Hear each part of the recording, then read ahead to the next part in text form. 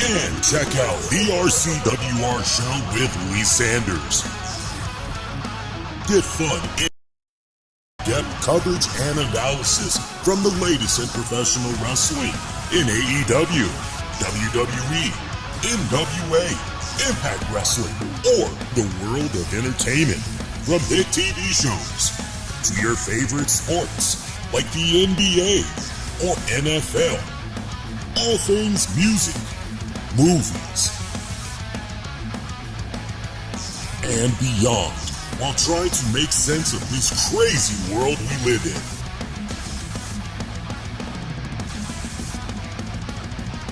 All while keeping it honest, insightful, and interactive since 2011. And now your host, live from the nation's capital of Washington, D.C.,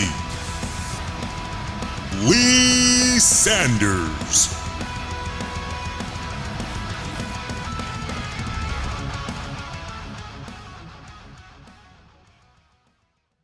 Hey, my pretty babies, what is going on? Covering the latest in wrestling entertainment and beyond since 2011. You are checking out episode number 1076 of the RCWR show. Lee Sanders here. Thank you all so much for checking out this episode. Dropping on Monday night, February 5th, 2024. Here we are. We are well into the first week of February. What happened with the groundhog? Did it see its shadow? It's gotten to a point now where I don't even keep track of what's going on with that groundhog anymore.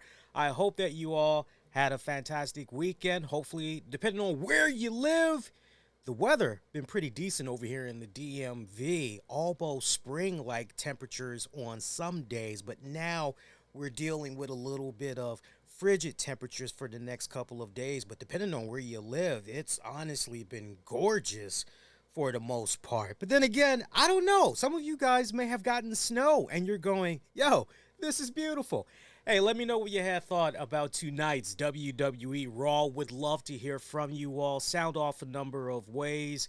Post a comment. Be sure to cast a vote over on X and on our YouTube community section poll. Just click youtube.com/the RCWR show. Click on the communities tab and you can vote that way. Same polling options. We'll go over the results a little bit later on into the show. Of course, we're going to talk about Fallout, key points from tonight's WWE RAW.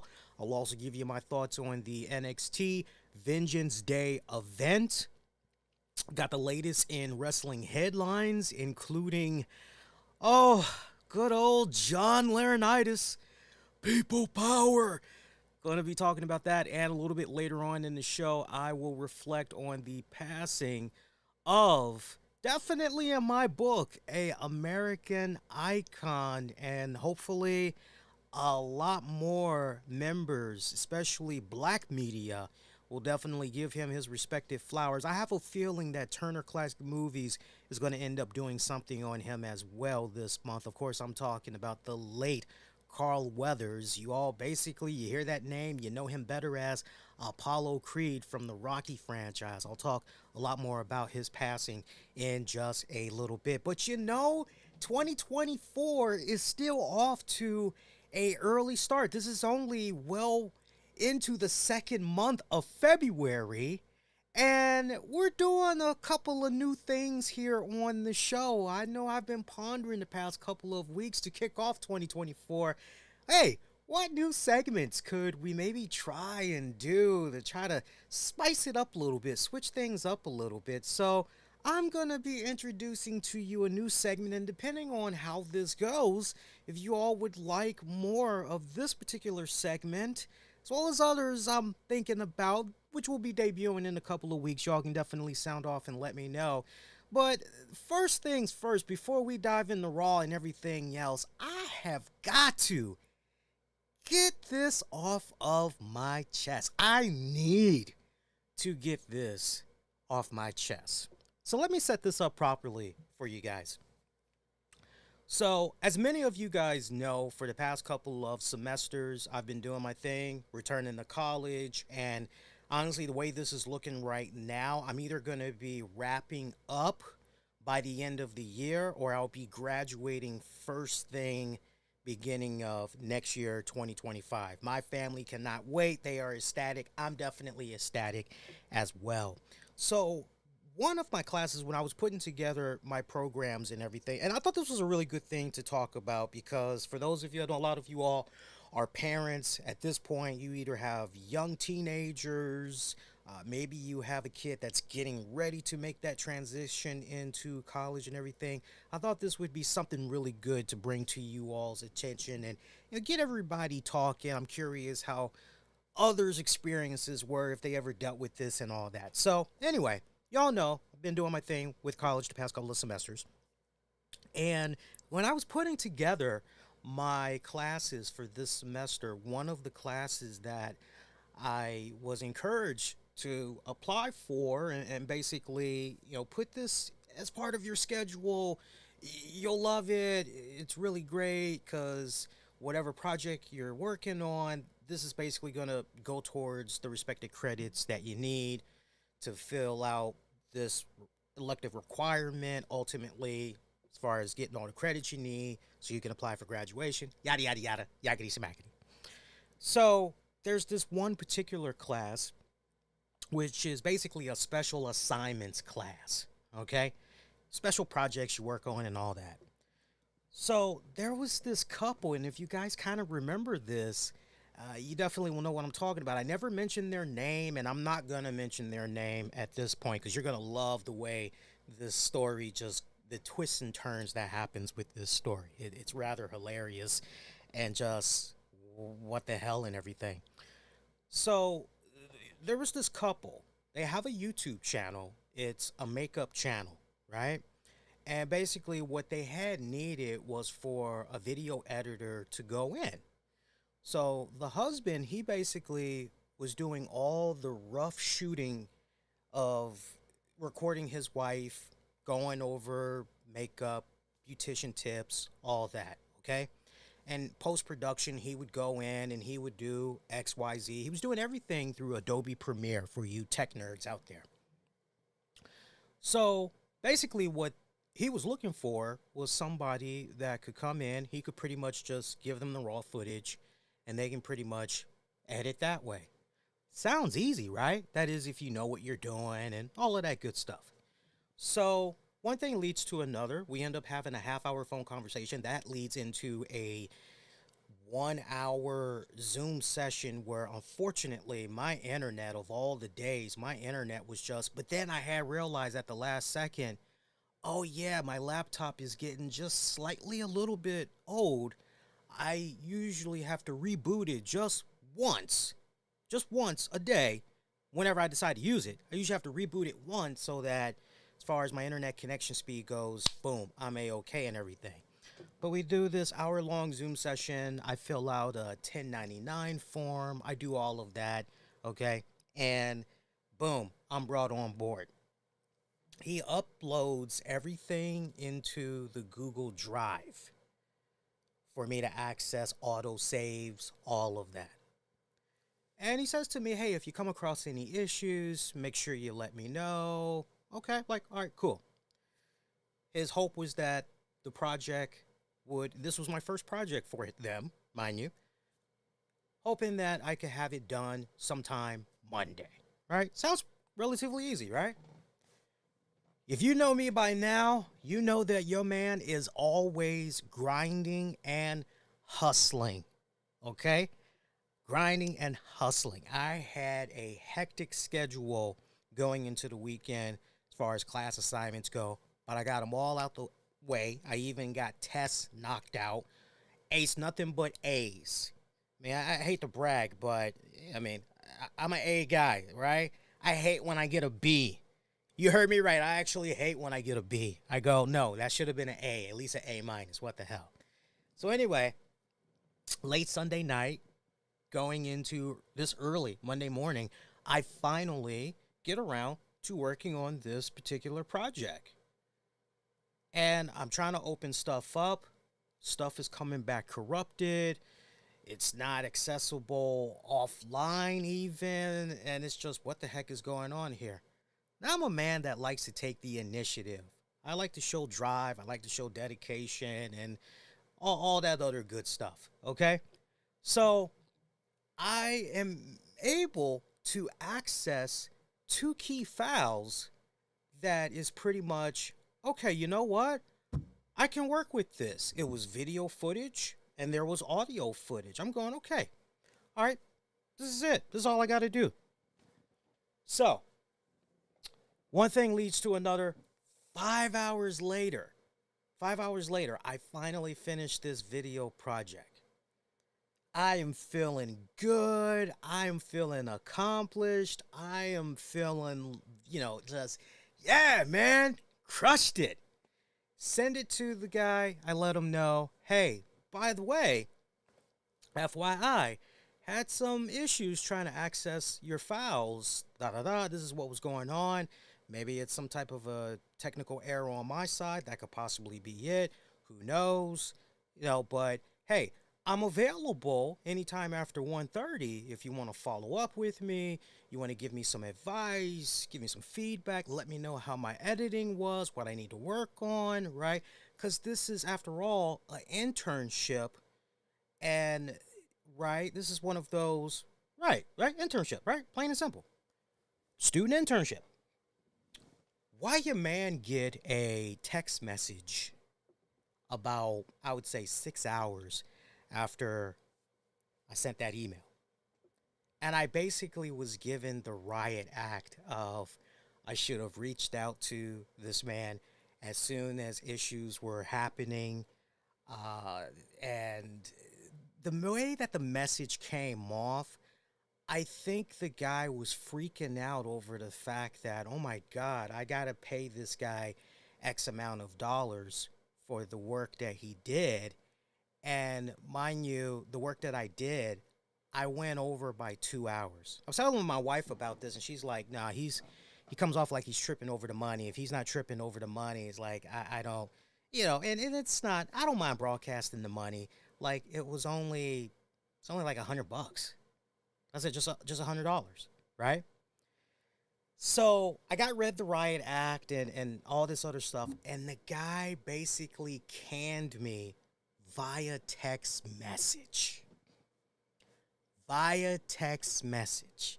And this was a walking contradiction from everything that was discussed over the phone, from everything that was discussed during the Zoom, as far as, don't worry, we're going to spoon feed you little by little. We're going to build you up. And the more and more experience that you're able to get, the more and more that you're able to tackle things and get better at it, over time, we're going to add even more to your plate. But for right now, we're just going to have you do, the basic, raw editing. That's it, right? So he tries to tell me that what I had edited video-wise, that it wasn't salvageable, that pretty much everything that he did initially, basically hours wasted. That's what he's trying to tell me. When in actuality, it's, well, you have what I sent to you as far as a project file. You've got the video. You've got your intro and outro slides. You've got your transitioning and filters and all of that. Like, you can easily go in and do X, Y, Z and everything, right? So, yeah, but, I honestly, I looked at this and I said, wow, I got to tell you, I had reached out. See, you got to be careful how you talk to people. Had this guy really, really taken the time out to truly get to know me and all of that stuff, he would have found out that I was a former board of our school panel a couple of years back. So I make it my business to know the ins and outs of what's going on at my college and know certain people and everything. I had relayed and I manned up. I told them, look, this is what I did wrong, but this is how they operated. And when I told the necessary powers that be, they were shocked. They were like, this makes no sense for somebody that is a student that's doing an internship. Like, this makes no, like, that's not how you're supposed to conduct yourself. That's totally wrong. Like, even if you were in the wrong, That's not how you're supposed to conduct yourself. And it led to a very interesting question, which is, yeah, because I related to my wife and told her what was going on and everything. And it had created an interesting question, which was, okay, is this how we really are as a society at this point? That as far as nonverbal, verbal communication goes, like whatever we need to, how are we supposed to teach somebody the error in their ways and make sure that they stay on the correct path, especially when you see that they're trying to do their very best? How are how is one supposed to know where they are to improve if you're not providing that constructive feedback to them, let alone dismissing somebody via cell phone? I just looked at that. I laughed my ass off. I'm going, this guy talked with me for a total of 90 minutes. And I'm sure he probably had followed up, asked my professors about me, and, and many of them I've had for classes. They can vouch for me. They can vouch for my work ethic and all that. And it's like, because they know. It's like, yeah, well, what do you want to know about Lee? Like, he works 2 jobs. He has his own successful podcast. He's got his own respected following, maybe small change to some people, but he's got his own respected following, and he's doing all these great things. He's obviously going places. What could you not like about the guy? He's going places. But man, I was just floored. And I asked my wife, I said, ask around, and I'm going to ask you guys now, is this the day and age that we're in when it comes to internships, let alone student internships, where you do something wrong, you're automatically, you're not shown how to improve, you're just dismissed? I remember when it came to the Summer Works program going back to 1999 under, then at that time, let me see, I believe the mayor at that point, I think it was Marion Barry. If it wasn't Marion Barry, then it may have been not Adrian Fenty, Anthony Williams, I think is the guy. Maybe Anthony Williams, guy that brought the Nats, Washington Nationals to DC. Anyway, I digress. I remember when I did a student internship under the Summer Works program. The way that they had set that up, any mistakes that we made and all that other stuff, they showed us the correct way to do things. And it was one of the best experiences that I had in my life. And just from the few people that I had told the story to today, some people were like, yeah, no, that should not have happened to you. No, the way internships operate, no, they're still operating in this fashion. So, moral of the story that I want to send to you guys out there, make sure, especially for those of you that are your own respected entrepreneurs, you're your own bosses and everything, take what I just told you guys and don't operate that way. Do not operate that way with students, because look, these young men and women, I'm obviously a much older guy, and look, I can just take the positives of a negative experience like that, move on to bigger and better things. But we've got younger folks that's out there that's still trying to figure out what career paths they're going to take for themselves and everything. And could you just imagine that 16, 17, 18-year-old that's out there, and they come across a knucklehead like this person I had described? Talk about traumatized and intimidated and just whatever else you want to throw into the mix. That's the wrong way of doing things. That's the wrong way of conducting business. And it just goes to show you that just because somebody is a self-proclaimed successful YouTuber and all that, it just goes to show you from that example that I just mentioned, it doesn't mean that they are business savvy, that they have the proper etiquettes. Food for thought on that one. I had to share that with you. And again, if you're just now tuning in, just something new that we're playing around with, new segment, do it from time to time. I need to get this off my chest. That was what I needed to get off my chest. It'll be random stuff. Sometimes it could be wrestling related. Sometimes it'll be non-wrestling related, but something new that we're going to be playing around with from time to time here on the show. I hope you guys appreciate that insight, and anybody that wants to pick my brain a little bit more on that, feel free to have that. Meanwhile, in other areas, all I saw on social media going into the weekend, and I gotta admit, I was freaking nauseated at this. So let me set this up properly. I come home, Friday. I come home Friday from my classes, and I'm spending a little bit of quality time with the missus while I'm catching up on some much needed homework and everything. And I don't even think about turning on SmackDown. I don't.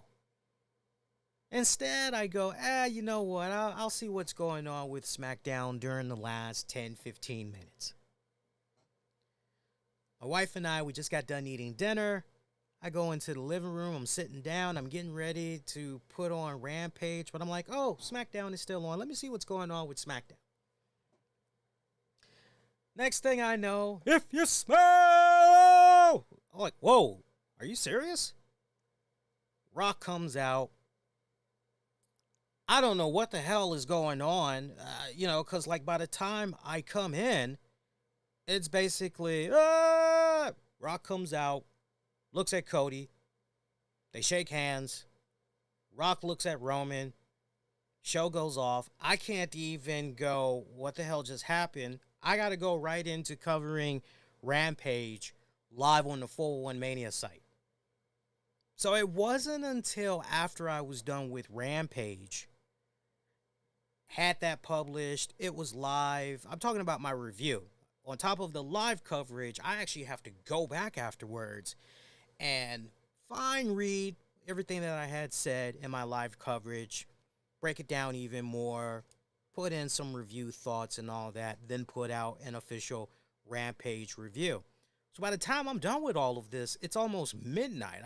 I then go, well, let me see what happened with SmackDown. What was going on with that there? And then I find out what essentially had happened. And it was just a show of a sandwich that had transpired for the next 3 days. All I saw on my timeline, The Rock, hashtag we want Cody, The Rock is screwing Cody Rhodes.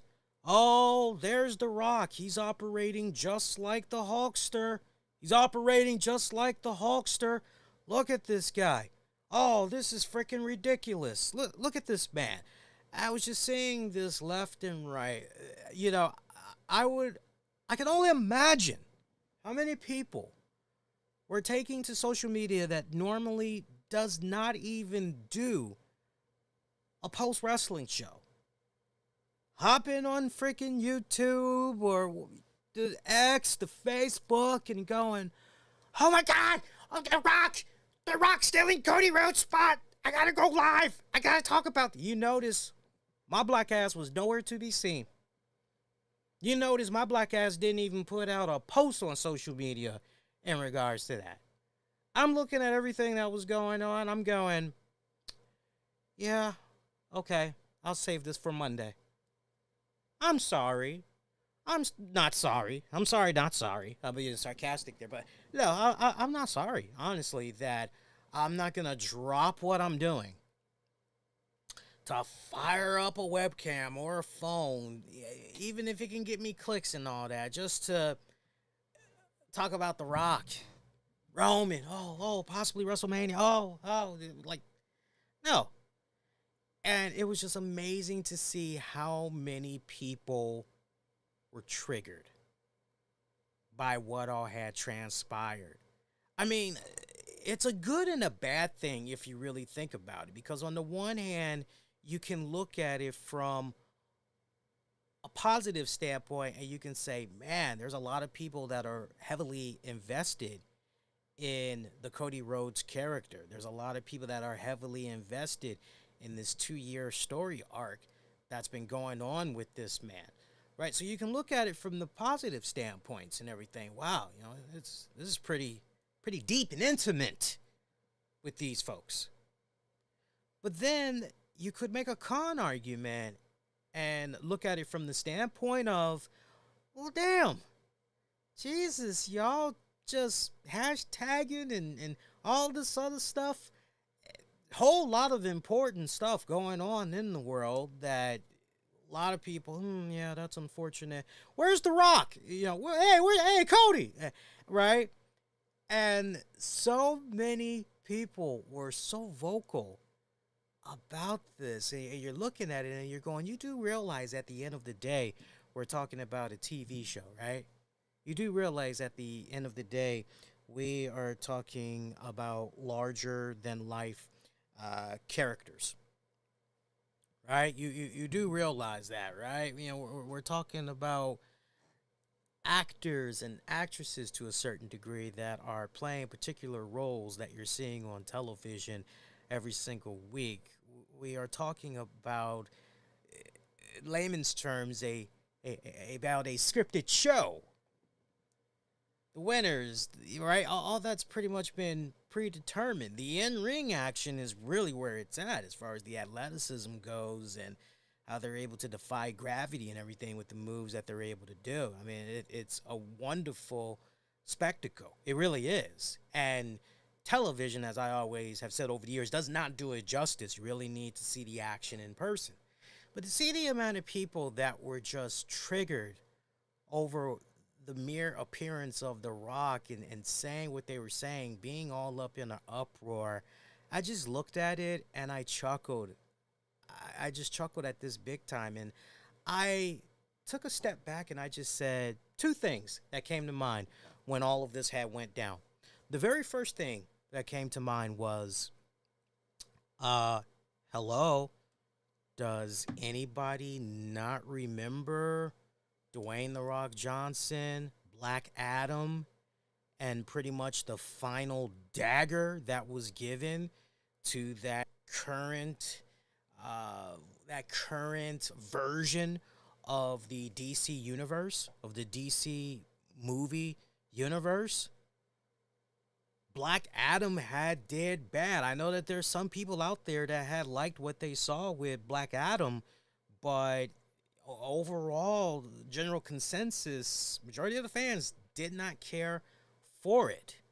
And then you started learning about all this stuff in regards to Black Adam, because there was definitely some controversy that came with. You heard, I won't go down the rabbit hole right now in regards to it. For those of you that don't know, it's fun research to get into.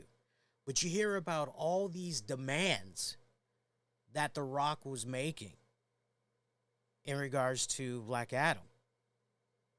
I know the Shazam actor, Zachary, I can't think of his last name right now.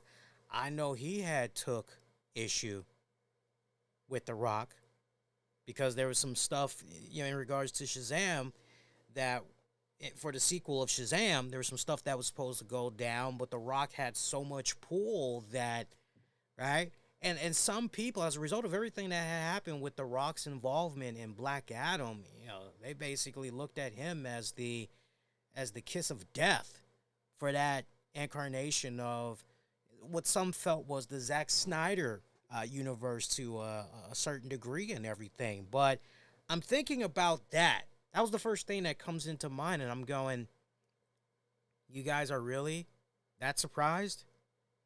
When there's like a track record already established over here about how The Rock will operate at certain times. There's a reason why Vin Diesel had just went on ahead and said, you know what?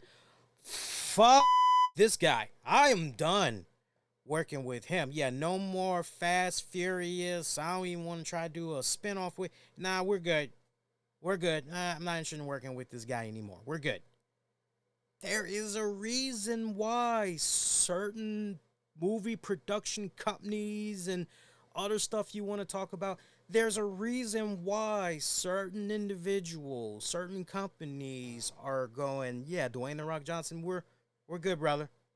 We're good. We're just going to stay over here and we're just going to mind our own business. So that's the first thing that came to mind when I had saw all of that go down from Friday Night SmackDown.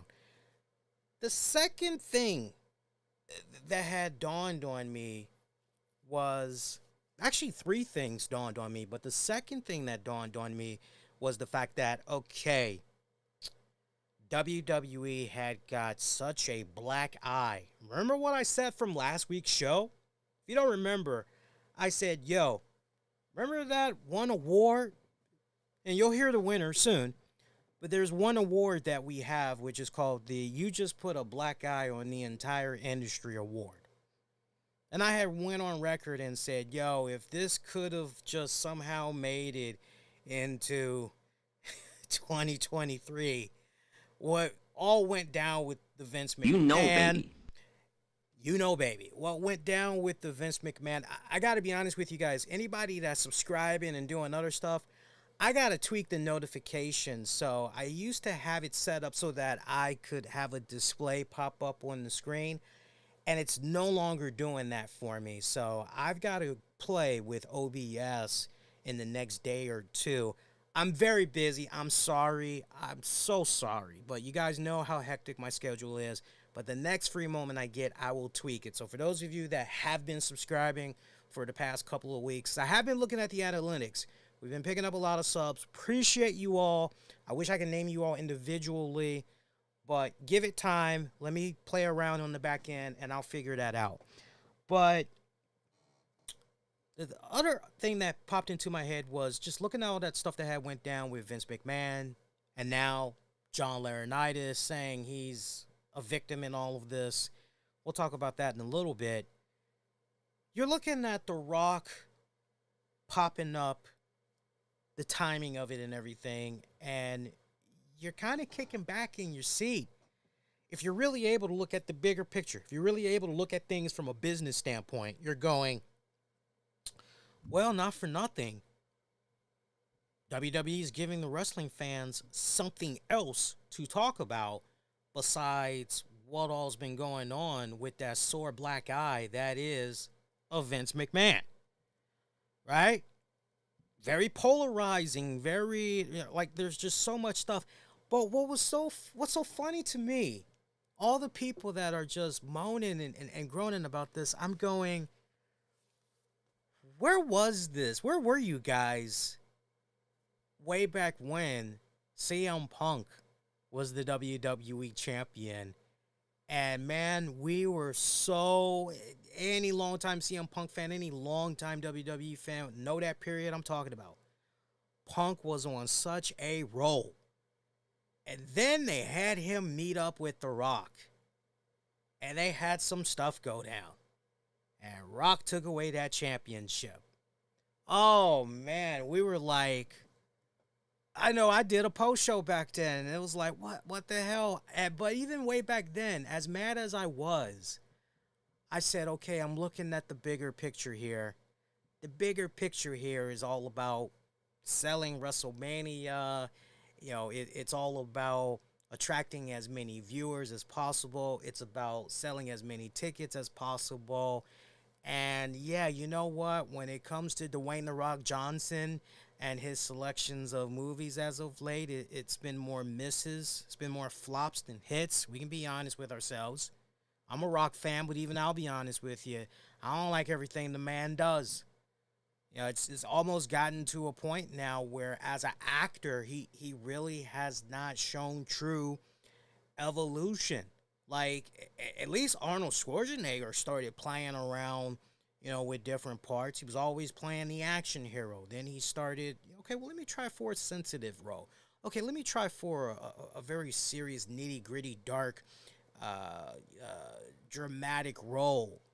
You know, I'm trying to think of the movie right now. It's one of my all-time favorite movies. It has Gabriel Bryan in it. Gabriel Bryan had played the devil. I can't think of the name of the movie right now. It came out, I think, around 1999. Axl Rose in his new version of Guns N' Roses, they had provided a new song for the soundtrack to that movie. I can't think of the devil, something involving the devil. I can't, but he was good in that. He played the detective. That's my whole point. He played the detective. But like, everybody branches out once they get to a certain part in their acting career and The Rock isn't quite right. You would think by now, given the fact that he's in his early 50s, right, he would take on more mature, more abstract, more roles. That's a complete 180 from what we're accustomed to see. No, hasn't happened yet. Hasn't happened yet. Hope he gets there, but, right? So I'm seeing all this stuff that's going on with Cody Rhodes and, it's like, and we never definitively hear that Cody Rhodes' path to WrestleMania, Roman Reigns, we never definitively hear Cody say, I'm going after Seth Rollins and his World Heavyweight Championship. So, keeping that in mind, I thought, very fascinating to see what's going to happen with Monday Night Raw. Is Cody Rhodes going to give a clear-cut answer? And wouldn't you know it, the bread is still in the oven. It's still baking. We don't know how it's going to turn out just yet because they dodged it. So it's obvious. You know what? Look, if this is WWE's way, when it's all said and done, we got to get this Vince McMahon news we got to get it in the rearview mirror ASAP. We got to give the fans something else to talk about. This is one of their ways to pretty much curb stomp that while still at the same time doing their very best to get Cody Rhodes to finish his story against Roman Reigns. Okay, you know what? I'm all fine for it. I'm not in panic mode yet. My best advice to you guys, don't panic yet. Right? When it's all said and done, we as men, women, in between genders, non-binary, whatever you want to call it, right? Whatever you want to call yourself. When it's all said and done, when we watch these shows that we watch, we're trying to be entertained. Lord knows, we got enough drama and problems that's going on in our lives. When we sit down in front of that television or tablet or whatever, and we're pulling up that WWE programming, or whatever your favorite cup of tea is, we're trying to escape reality for just those couple of hours. The suspension of disbelief. Let's go. Entertain. Just give me your best shot. That's the name of the game. We all want to be entertained.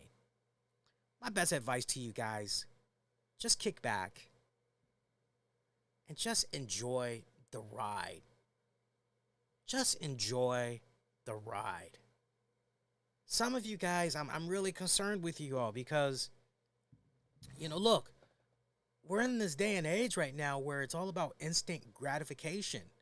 And when we don't get what we want, when we want it, how we want it, right then and there on the spot, as a society, we tend to cop a major attitude, throw a temper tantrum like a toddler. Sometimes it is good to just kick back. Let me ask you guys something. When's the last time you read a really good book? I don't mean no comic book. I don't mean no graphic novel. Damn sure ain't talking about an issue of Penthouse. When's the last time you actually read a good book? Don't answer that question, say it out loud to me. Ask yourself that question.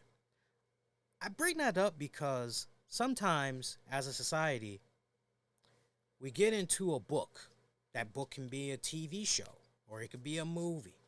We get so wrapped up in the character and the story arc that rather than just enjoy the ride, we want to rush right to the end, and we want to know how things are going to end. Or we jump ahead of ourselves. There's a movie terminology for it where directors and all that, not to bore you guys, but there's a terminology for it where the director will take that viewer along for a journey, and the pattern of the storytelling that they'll do is maybe they'll do A, B, C. Okay, it's a little predictable. Okay. But then you'll have some directors, they'll go A, B, A, B. And then you'll have some that'll go A, C, B, A of storytelling. This is literally one of those cases where as a collective group of fans, we all don't know where this is going to go. And there is still enough time. What are we now, like 50-something days away from WrestleMania or whatever? There is still plenty of time for the tweaks and turns here and there. So I would say just enjoy the ride for what it's worth. I truly believe that they're not fumbling with Cody Rhodes, not by a stretch. We all know that when it comes to the WWE product and WrestleMania season, WWE, it's been their calling card. They want for their biggest stars to come out and represent. You don't think that was such a significant blow to them that they lost CM Punk, who they showed footage of, as apparently he went and got tricep surgery. So that is definitely going to be it for him. He's going to be out for the next little bit. Speedy recovery to Mr. CM Punk. But that's it for him. The timing of that is just, it's so damn bad. You cannot break the emergency glass and tap into Brock Lesnar because of everything that's going on with him, by the way, which I found hilarious, by the way, that for those of you that play WWE Supercard, because of the allegations, Cat Daddy decided, Brock Lesnar, we're not going to have this man, his cards and all that be pullable in the game anymore. So look, if you were fortunate enough, that's great. You can still see the portraits and all of that. But anybody trying to pull him in Supercard, it ain't happening. I just found that to be so hilarious. It just, right? I'm just thinking about it now. It's like, wow, we got this allegation. But have we been able to figure out whether or not it's true or not? Who cares? Just pull him from the video game. We don't need to be. I just like the sound of that. And then of course Vince McMahon, like it's a no-brainer. He's been whitewashed. It has been like erased. They've pulled a Matrix with this dude. Like he is not on the TKO website. He's not on the WWE website. Last I heard, a bunch of his merchandise was just greatly discounted because it was like, it's got to go. Lesnar's merchandise discounted as well. Like, it's got to go, right? So this is one of those last audibles that they had to pull out the playbook, and that is The Rock, Dwayne The Rock Johnson. They had to go that route. And look, I'm going to say something that I don't even think a lot of people are even thinking about. I know that some reports are out there as far as, look, Dwayne The Rock Johnson, he jockeyed for this. He put himself in this position.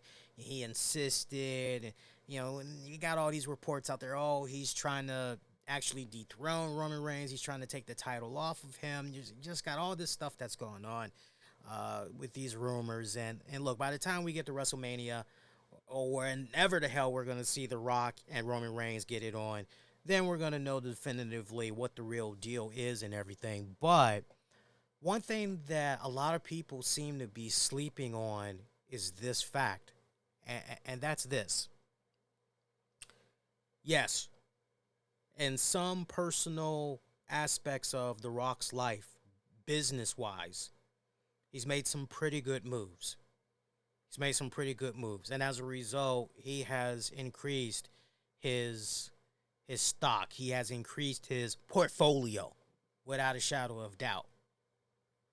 But you don't think, and let me make sure I set the record crystal clear here. Don't think for 1 second that Dwayne The Rock Johnson is done with Hollywood as far as continuing to try to be a leading man.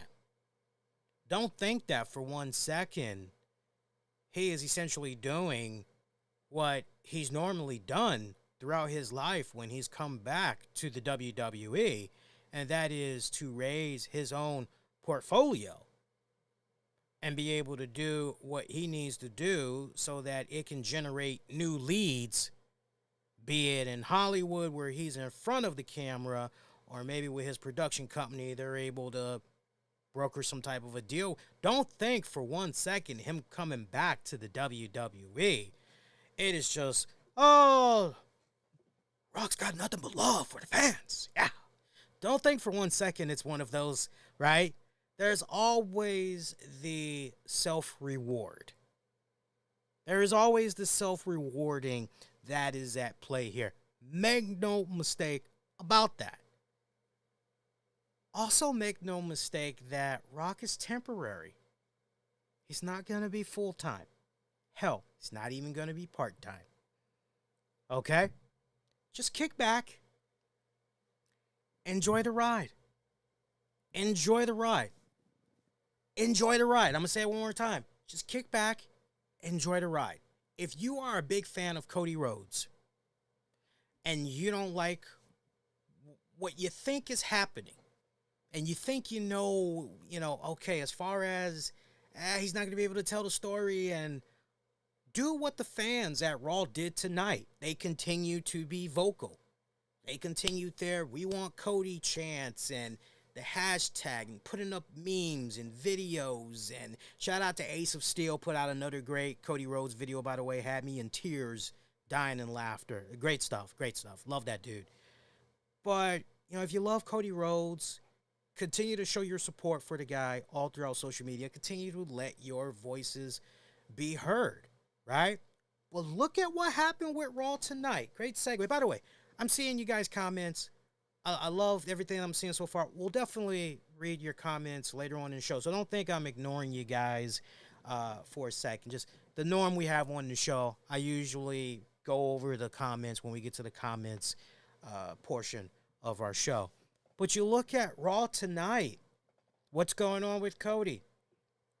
I love how they had Seth Rollins open up the show to basically get that answer, and how Cody comes out. We're about to get that answer. Drew, call him a Dick McIntyre. That's my new name for him. Drew, call him a Dick McIntyre.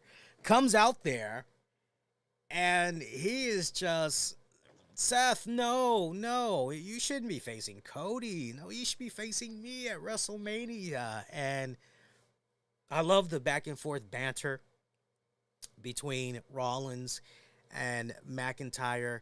That was great stuff. I love the touching that they were doing on each other.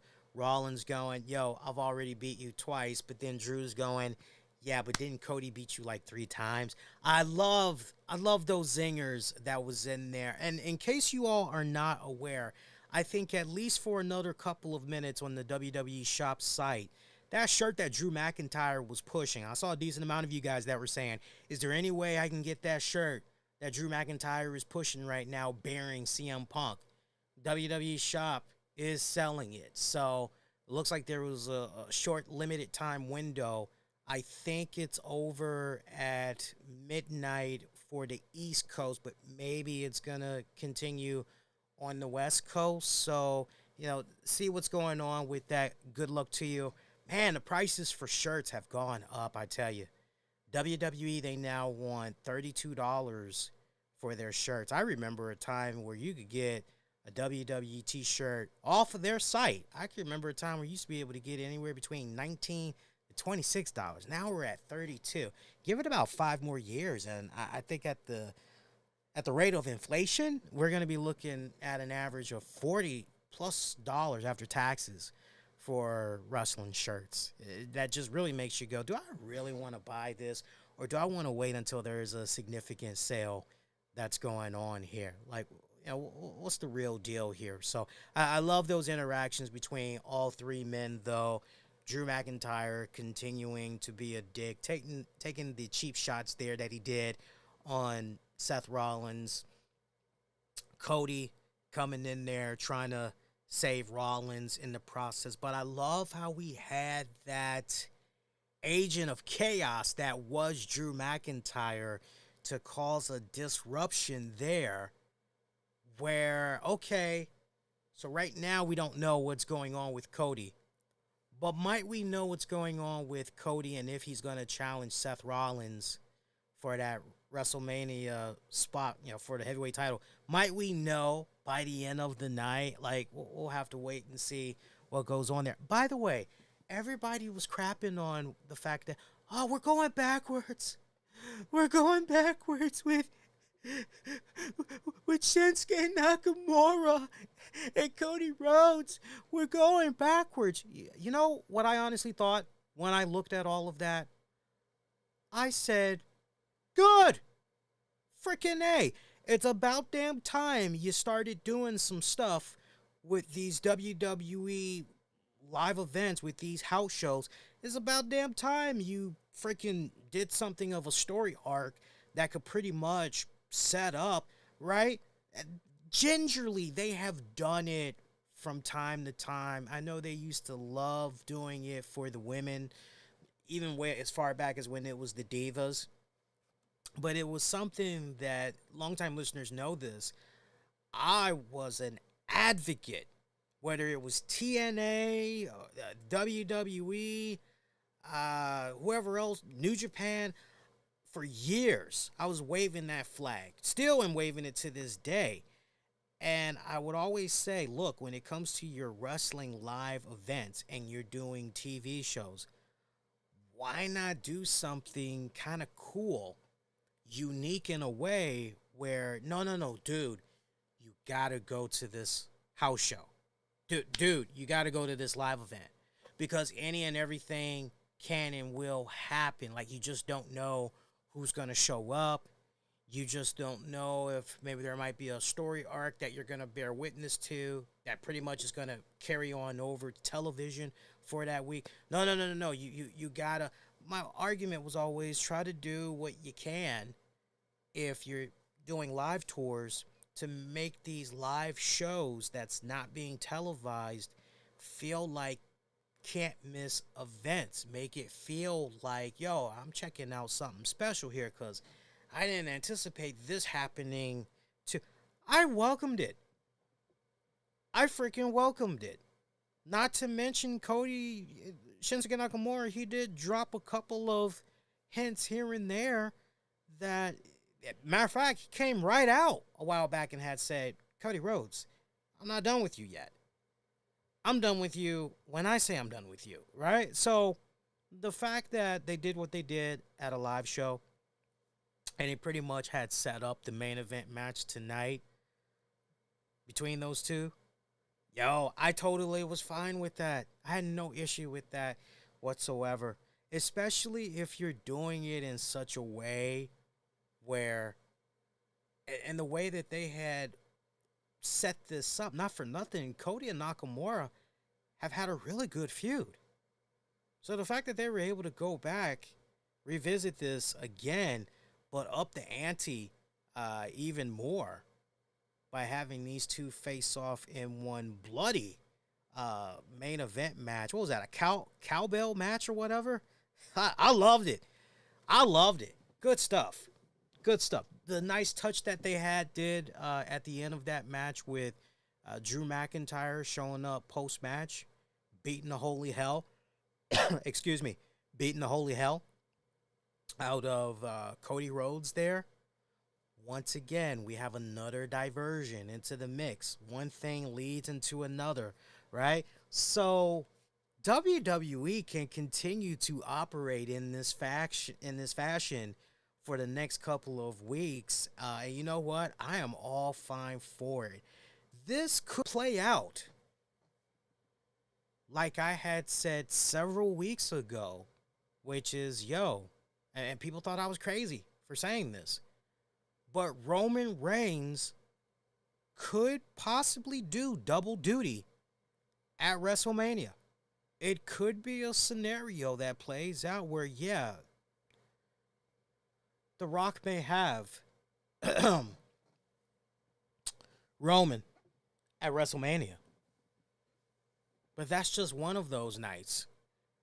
Cody Rhodes could easily, under the right circumstance, still punch in that ticket, go to WrestleMania, Roman Reigns, night two.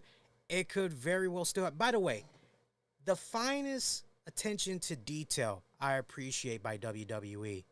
I love that Drew McIntyre was fed that bullet point in mentioning when he was in front of Cody and Rollins.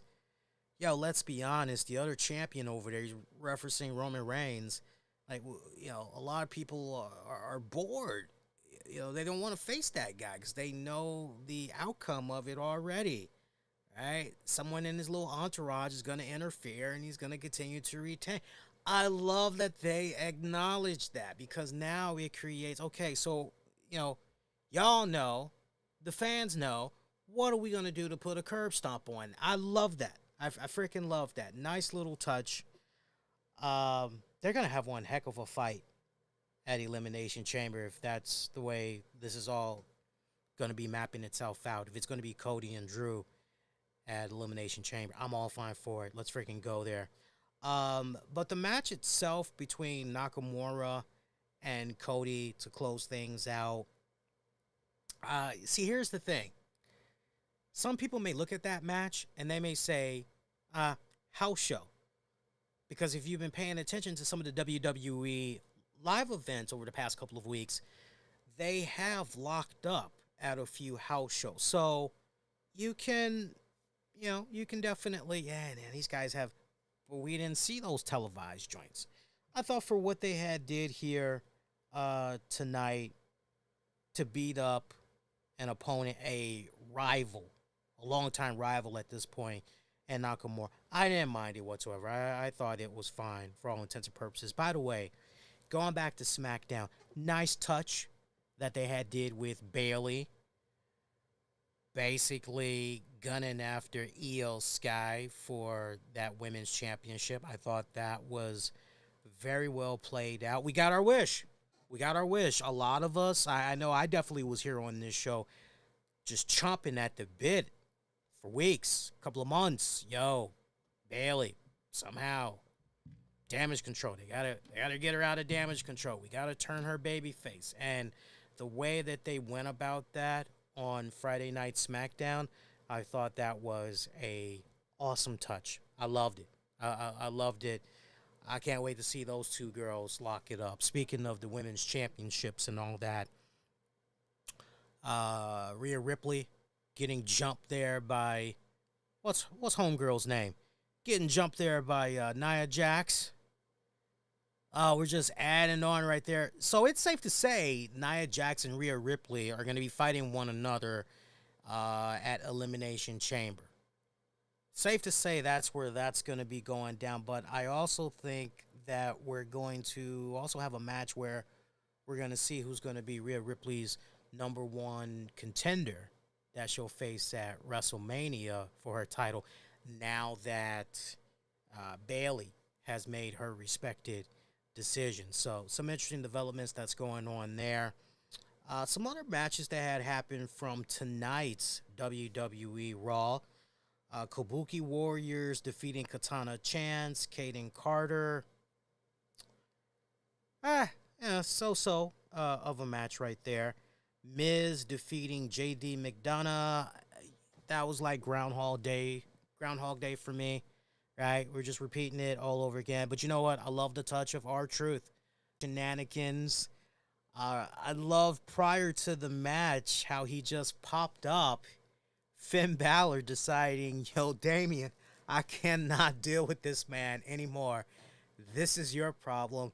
And Damian just looking oh so pissed at Truth, but going, just make yourself at home and just roll it out. I love it. I mean, just the comedic timing. It continues. R-Truth continuing to just dialing up the hits, man. I'm loving it. Valhalla and Ivar defeating Maxine Dupree, Akira Tozawa, Becky Lynch defeating Shayna Baszler, DIY defeating Imperium, Creed Brothers, and New Day. I love that opener for Monday Night Raw. I'm not going to even lie to you guys. Just of all the matches that was on the card tonight, and look, we can be totally honest, that first match and then the main event match, that really is where the sauces were. That's really where the sizzle was for tonight's show.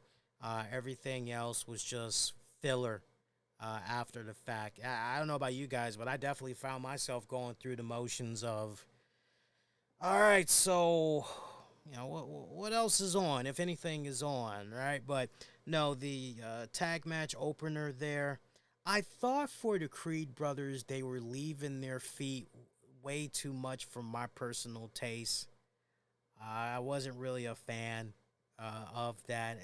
They're so talented. I watched them enough in NXT that even when they were doing the occasional high flying spots, I just felt even back then same way I felt now, which is they don't need to do all that stuff. They're so technically gifted. Stick to the ground. Don't take to the air. It's so not needed. But this match should have been shedded off a little bit. It was just a tad bit too long for my personal taste.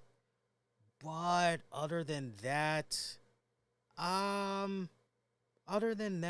because it was almost a 20-minute match. But other than that, I love this. It was a hell of a way to fill in a good portion of your show and everything. And it was a great showcase for your men's tag division. So remember, I told you the winners. It was, what was that? I'm drawing a blank. Forgive me there, guys. Your winners were DIY. So now they're going to go on to SmackDown, and they are going to face Pete Dunne and Tyler Bates. And whoever wins that will get a shot at the men's tag team champions. So another incentive for checking out SmackDown this coming week. But other than that, show was good in some areas. But, I mean, after you got past that main event opener between Rollins, Rhodes, McIntyre, and then that first match, everything else was just a doozy. You really didn't start having interest again, not until you got to that main event match for what it was worth and everything. And I would like to believe that under different circumstances, if The Rock's return would have been overwhelmingly positively well received, they probably would have shown some highlights of that to fill in time and all, but it didn't pan out that way for them, unfortunately. To see a WWE video that has more dislikes than likes, that is just amazing to me. I remember there used to be a time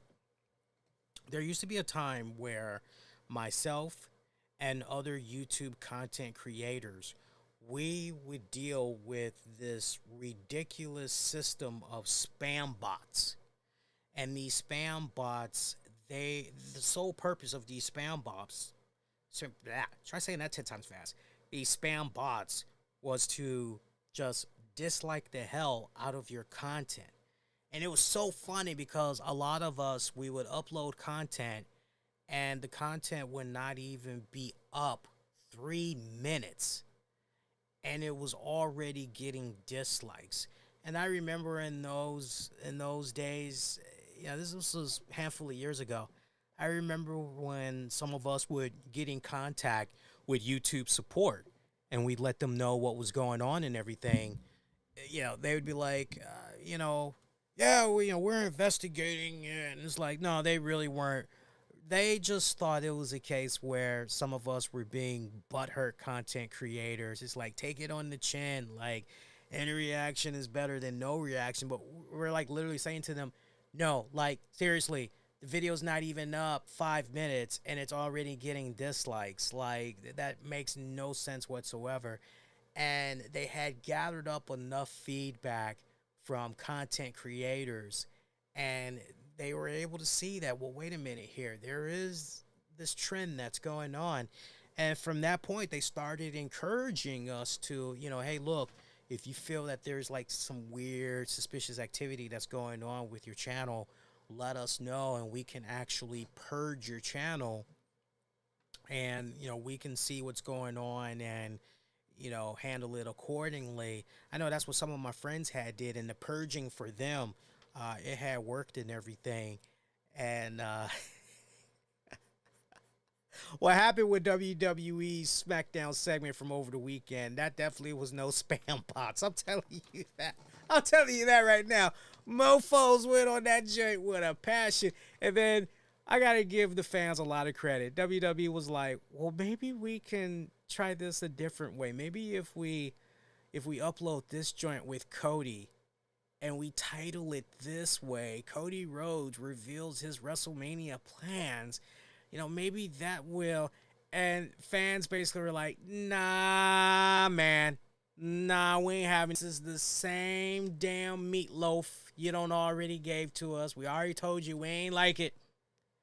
Now you trying to dress it up with some Sweet Baby Ray's, and nah, it still tastes bad. We don't like it. And they shot that video down to hilarious. I lost track of that initial video. I think it was at 600,000 dislikes or something like that. I mean, that is not the type of record you want to have. You don't want to be with WWE. You don't want to be promoting that. No.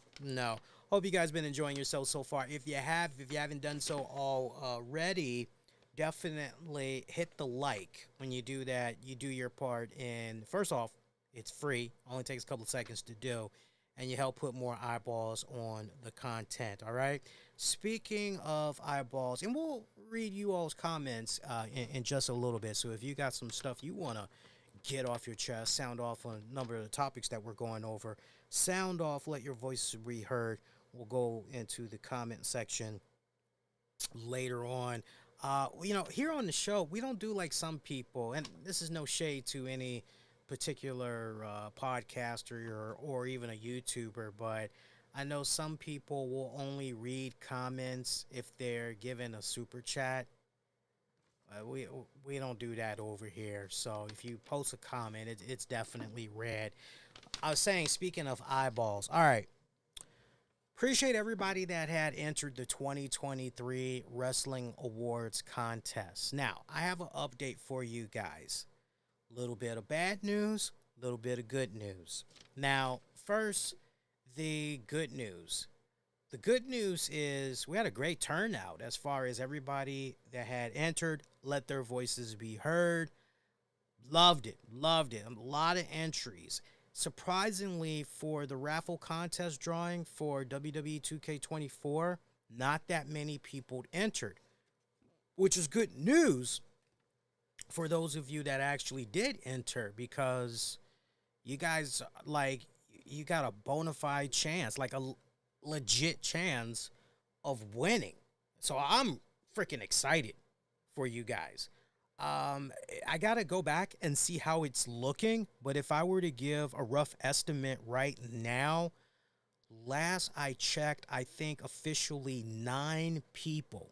I can't tell you how many people just entered the survey to let their voices be heard, and when it came to the section of, hey, let us know your name, where you're from, a good reliable email address, so if you're announced as the winner, we can let you know ASAP. So many people were like, I don't need the game. I'm good. I'm okay. Thank you, though. And it was like, wow, these are some nice, friendly mofos. Like, I love you guys. Cool. So it's really up in the air. Now, that's the good news, right? Everything was good. Here's the bad news. I was expecting to come on the show tonight to read the winners and to announce the winner for 2K24. Unfortunately, that's not going to happen, because when I tried to sit down and do a color code system so that I can keep track of okay, this category here, okay, these 2 colors, because I was just giving an example, and this isn't a real winner or nominee, but let's just say, what's your pick for best food? Peanut butter and jelly. Okay, peanut butter. How many peanut butter and jellies do I got?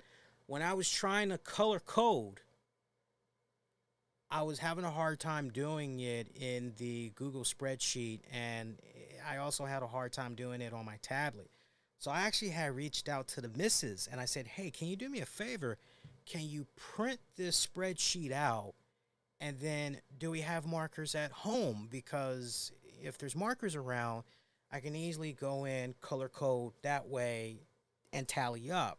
And she was like, I'm not really sure, but I can definitely print it out. And then she says to me, babe, it's really, really small. Make my monster grow. No, seriously. She's like, it's really, really small. I'm like, what's that? She's like, the font size. It's really, really small. I'm like, well, I can probably work with it. Is it a case where I'm going to need my glasses? And she goes, yeah, you're going to need your glasses. I'm going, okay, so what's the font size? What are we looking at?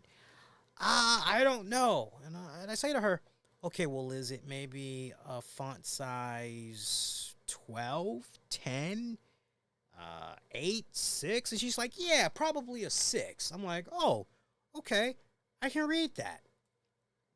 She gets this to my hand. I'm getting ready to show you guys this. So shout out to our live audience checking out the webcast version. For you audio listeners and you want the visuals, just hop on the YouTube channel and go to the 1 hour, 12-minute mark of the show, and you'll see it.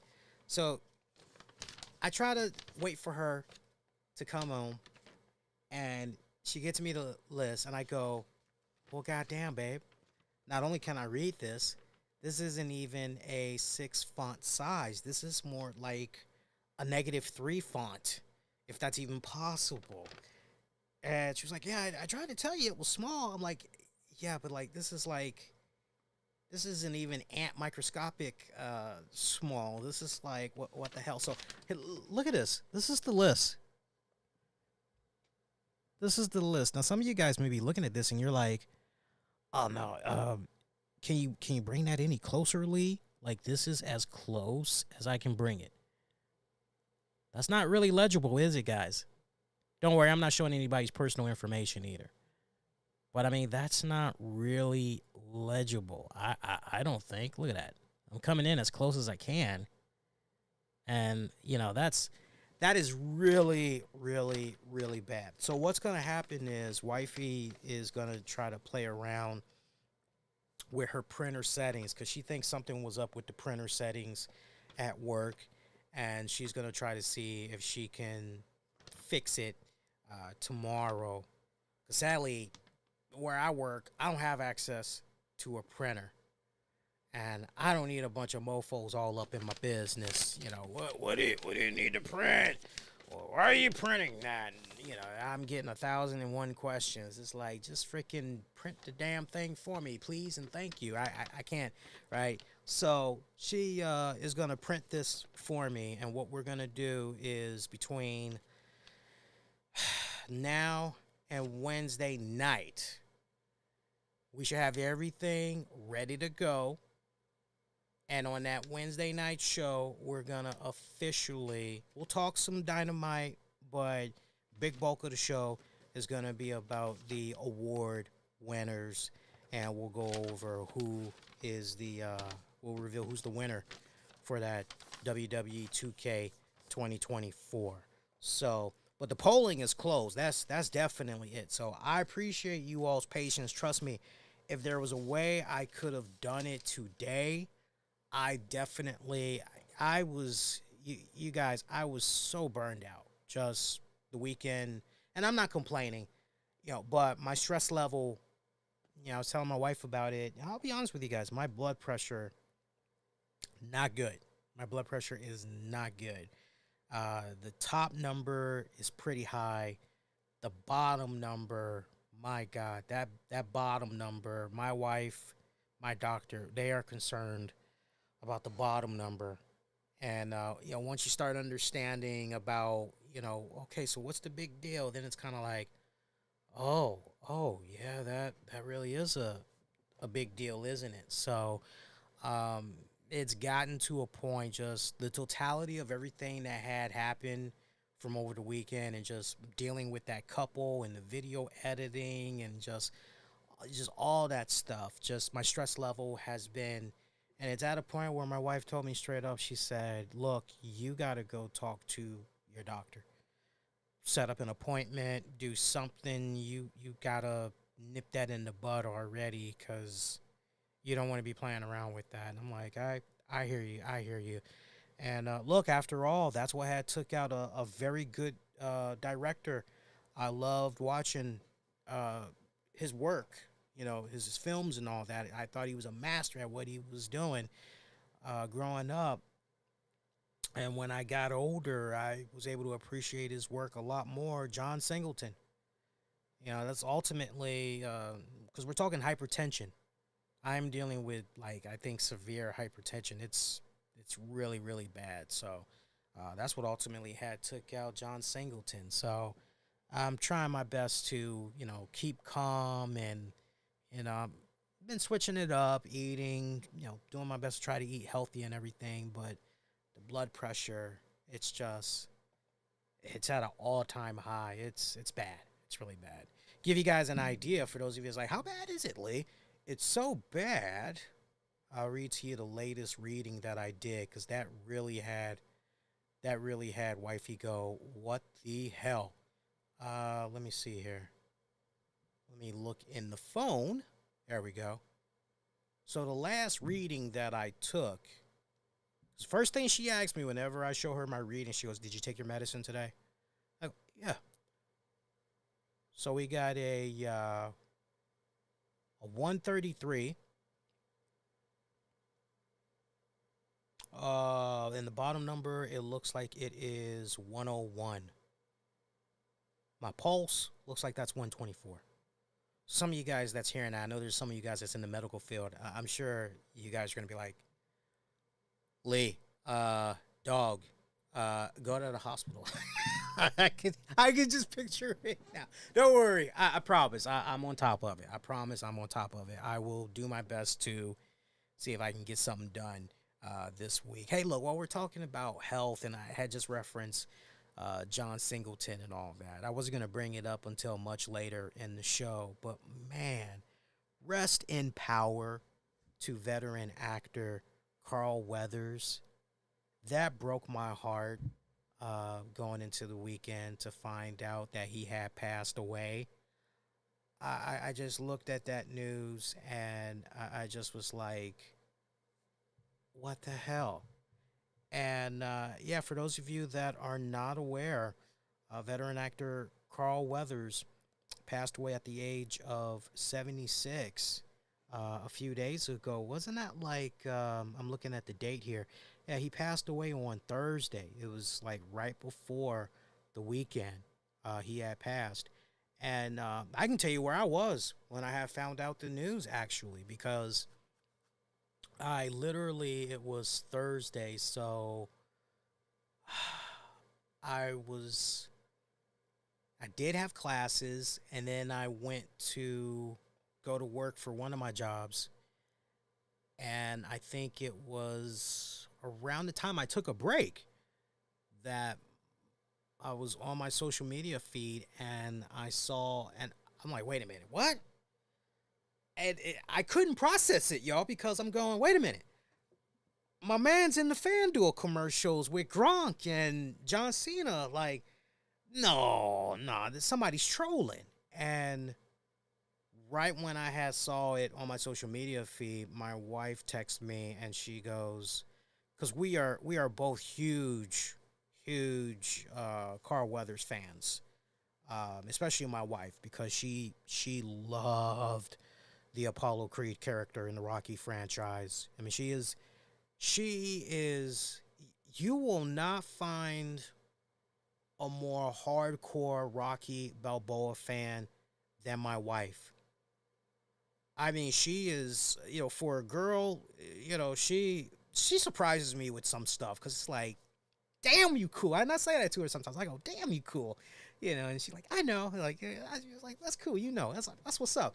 But no, she loves all things Rocky Balboa and all that, and she loved the Apollo Creed character. She will be the first to tell you, yo, Apollo Creed had no business dying in Rocky 4, but you know what? Hey, that death, I really connected with it. Like, she'll be the first to tell you that, right? Me, I know a whole bunch of trivia stuff when it comes to the whole Rocky franchise, right? But yeah, Carl Weathers passing away at the age of 76. And I tell you what, right on up until the end, the man was in the best of shape. He was. Even when you saw him in those FanDuel commercials, you're going, hey, it's dude, right? You still recognized him. Might have looked a little older and a couple of more lines in his face, but he had a pretty good build going about him and everything. A former football player that had went actor, and I tell you what, his timing of a acting career in the 70s could not come at a great time, because by the time he was breaking out into acting, it was at the peak. Seriously, it was at the peak. It was at the pinnacle of the blaxploitation film era, and he was able to capitalize on that, from Magnum Force, Friday Foster, Bucktown, The Four Deuces. That got him noticeable. You're going, who's that good looking, muscular looking black guy? Yeah, he might be in a suit, he might be trying to be a henchman, but it's obvious he's got some shoulders and he's got some arms about him and all that. I still remember, that menacing scene where he had no dialogue, and when it came to Friday Foster particularly, I know a lot of you guys will remember the scene I'm talking about. He had snuck his way into Friday's apartment. Friday, of course, played by the beautiful, the voluptuous Pam Grier. She was taking a shower and all that, and of course they had to make sure they get in a scene, because it wasn't a Pam Grier movie back then unless you didn't see her boobies, a little bit of her hip and butt and all that, right? But mainly the boobies. She's taking a shower and all that.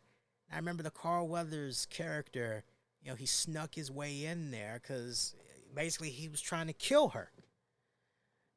And man, just the way he sold that, I mean, it was just, he commanded the screen. He really did. And I tell you what, it was nice hearing Sylvester Stallone put out a video. I know he's been getting into the social media a lot more as of late, staying in contact with his followers and all that. But it was really nice hearing him jump out there and pretty much say, hey, without Carl, there is no Apollo Creed. And without Apollo Creed, there is no Rocky Balboa. There is no Rocky franchise. And, basically saying, he played a integral part. And, me and the wifey, we were talking about that the other day, and I had said, man, just think about that very simple flip that Sylvester Stallone did with that story for Rocky. Think about the fact that he made the Apollo Creed character be, smart, essentially rich, famous, and the Rocky Balboa character is this poor white guy that is in a white ghetto. And I said to her, just think about the brilliance in that. I said, just imagine if it would have been flipped and it would have been the other way around. It most likely would not have had the same impact, cultural impact, that it's had pretty much all these decades later and everything. And I took it a step further, as I said to my wife, I don't think that Sylvester Stallone would admit this, but with everything that was happening with the blaxploitation era, he definitely was able to ride that momentum, so to speak. Right? It's a, if you really stop and think about it, your films like that and everything. You're a buff like I am. It's definitely one of those, huh? You learn something new. Like every time you watch any of those timeless classic movies like that, you always come away with a new appreciation and all that. But the Apollo Creed character, I know everybody mostly remembers him from that. Of course, Predator, Action Jackson, I mean, one of my all-time favorites, man. Happy Gilmore, of course. Can't forget about Happy Gilmore. He had a pretty memorable appearance on one of the early seasons of The Shield with Michael Chiklis. He basically had played Vic Mackey's former partner, and it was a memorable appearance. To the point I had hoped that we would get more appearances from Weathers, but it never materialized. But I just remember that appearance. It always stood out to me, and it was great seeing him back in the form of doing something cop related, of course. And a lot of people forgot about this because when I had mentioned it initially on social media, a lot of people were like, "Man, I totally forgot about that." Don't forget, he was on the final couple of seasons of In the Heat of the Night with Carol O'Connor. And eventually, once In the Heat of the Night ended, the TV show I'm talking about now, once the series ended, he went on to continue portraying that character. Yeah, that was the new chief. Uh, Something Justice. I can't think of the name, the first part of it right now, but Something Justice.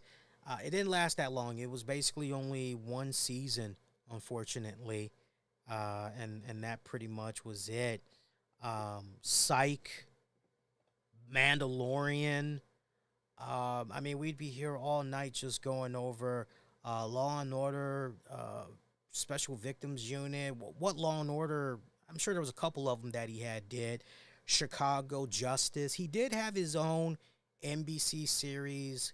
Those of you that follow the Chicago Fire, the Chicago MD shows, Chicago PD shows, there was a spin-off, and it was called Chicago Justice. And sadly, I remember me and my girl, we were excited for it because we were like, "Yo, hey, let's see." And sadly, it didn't really go anywhere to the point it only lasted one season. And you're like, that freaking sucks. Mandalorian. Now, I'm going to tell you a fun story because a lot of people had reached out to me privately and they were like, "Yo, what's going on there? Was everything okay? What happened?" Street Justice. That was the name of the show. It was called, actually, you know what? No, not Street Justice. Street Justice was right before In the Heat of the Night. It was, I'm trying to think. It's not coming to me right now. Anyway, now I'm going to tell you guys a fun story here. So, a couple of years back, I had a chance to see Carl Weathers here in D.C. because he had came for AwesomeCon. And as you longtime listeners know, in regards to AwesomeCon, basically for those that don't know, AwesomeCon is this big old convention that's done every year at the Washington Convention Center, where all things pop culture, movies, TV, comic books, everything collides. And you usually have some really great celebrity turnouts.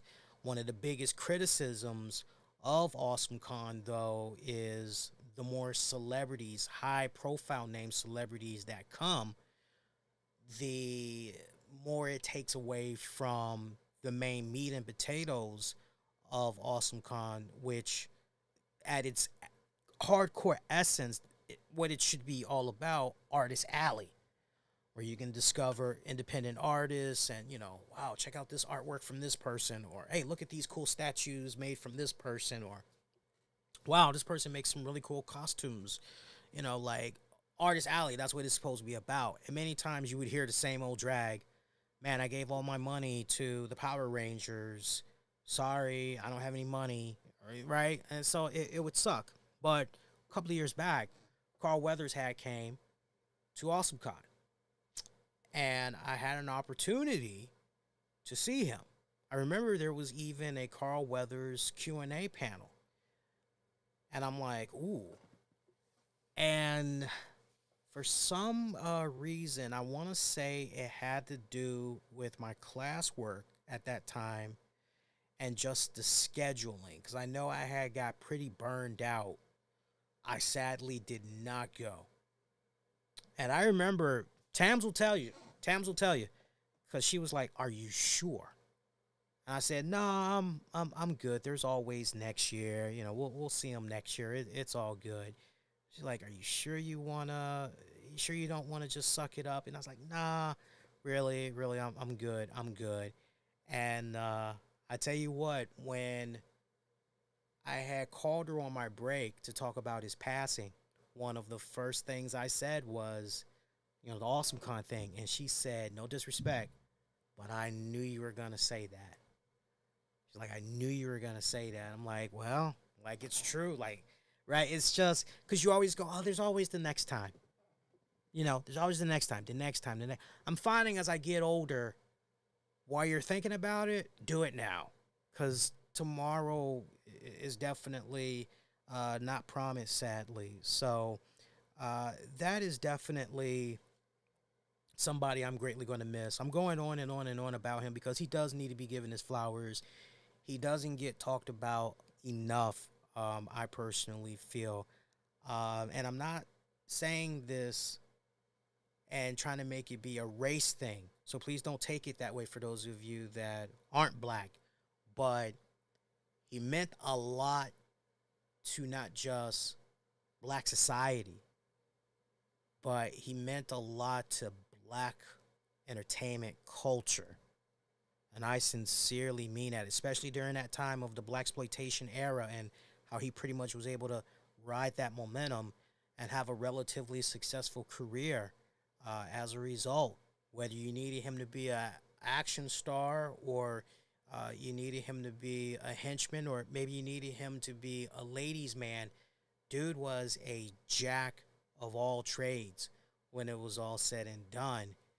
And definitely ain't going to be another one like him. So he meant a lot to us growing up. That one hurt. That one definitely hurt. So rest in power, Carl Weathers. Some other stuff that we can get into here on the show here. I don't think we need to go any more into, the Rock controversy. We pretty much just really, what more is there to say in regards to The Rock, really? Seriously. At this point, I'm just kicking back. I'm just trying to enjoy the ride. It's WrestleMania season, and whatever we can do to get past that crap that went down with Vince McMahon and the allegations. And look, now we're hearing that the woman who is filing the lawsuit and all that, now we're hearing that she's looking to take this all the way. She wants to tell her story. And you hear that, you go, well, that's good. If this really isn't about the money for you, then, God damn it, stick to your principles then. And no matter how much money they try to offer you, keep rejecting it. And if it's really about telling your story and being that beacon of light / hope, whatever you want to call it, for those that have been suffering in silence, well, suffer in silence no more. Come forward and tell your stories. If that's what she is looking to do, then you know what? More power to her and everything. But John Laurinaitis, he basically has gotten on the offense and everything, and he essentially confirms Vince McMahon's allegations while also saying that he's a victim.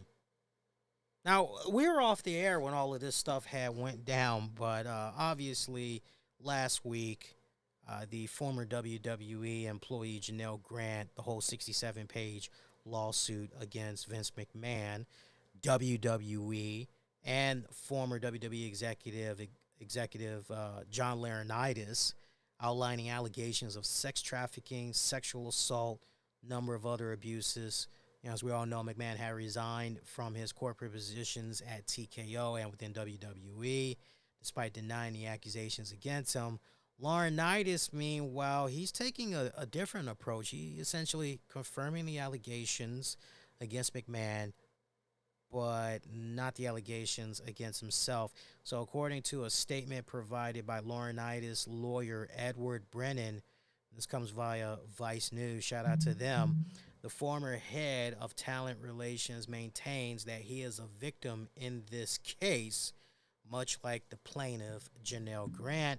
Mr. Laurinaitis denies the allegations in the misguided complaint and will be vigorously defending these charges in court, not the media. Brennan wrote on Laurinaitis' behalf. Like the plaintiff, Mr. Laurinaitis is a victim in this case, not a predator. The truth will come out. I'm having a hard time reading that, looking into the camera to you all out there with a straight face, because this just, the jokes I can go in this direction here. Do it, pal. Do it to her. Do it. God damn it. I said do it to her or you're fired. I don't know about all that. I don't know about that, Tim. When Brennan was then asked to clarify whether he was claiming McMahon was the predator in this case, he wrote, read the allegations, read the federal stature, power, control, employment, supervisory capacity, dictatorial sexual demands with repercussions if not met. Count how many times in the complaint Vince exerts control over both of them.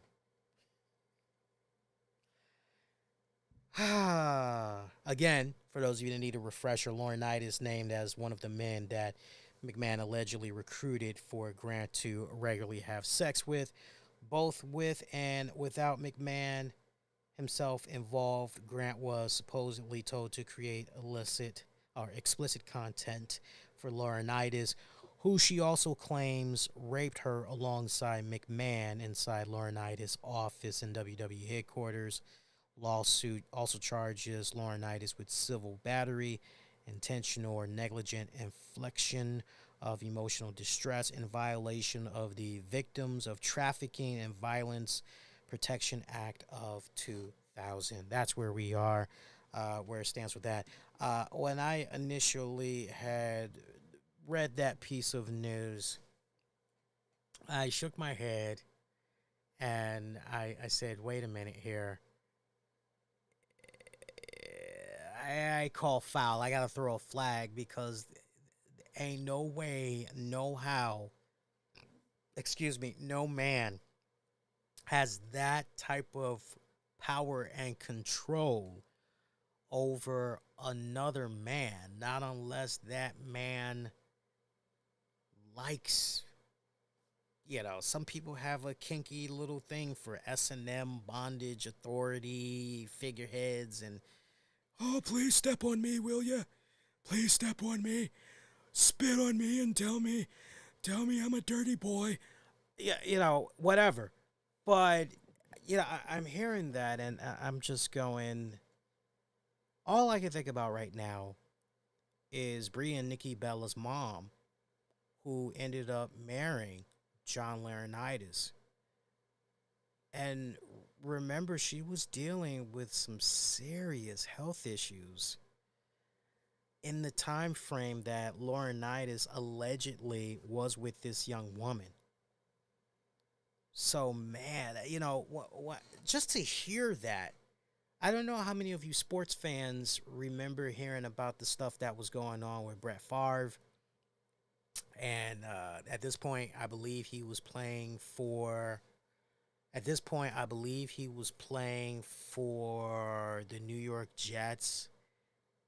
Was it the New York Jets when it had came out that he was sending explicit pictures and texts and sending voice messages to some, I don't know if she was a reporter or what, but his wife was fighting for her life. She was battling freaking cancer or whatnot. And like, man, if there's ever a time where you need to be pro, yo, man, maybe it was actually with the Vikings. You football fanatics, y'all will definitely accurately point it out a little better. But my mind's a little sketchy, somewhere between Viking and but that moment particularly comes out to me because, like, man, your wife is going through this really, really bad thing, with this cancer and all that. If there's ever a time where, you know what, I need to not think with my dick just for a little bit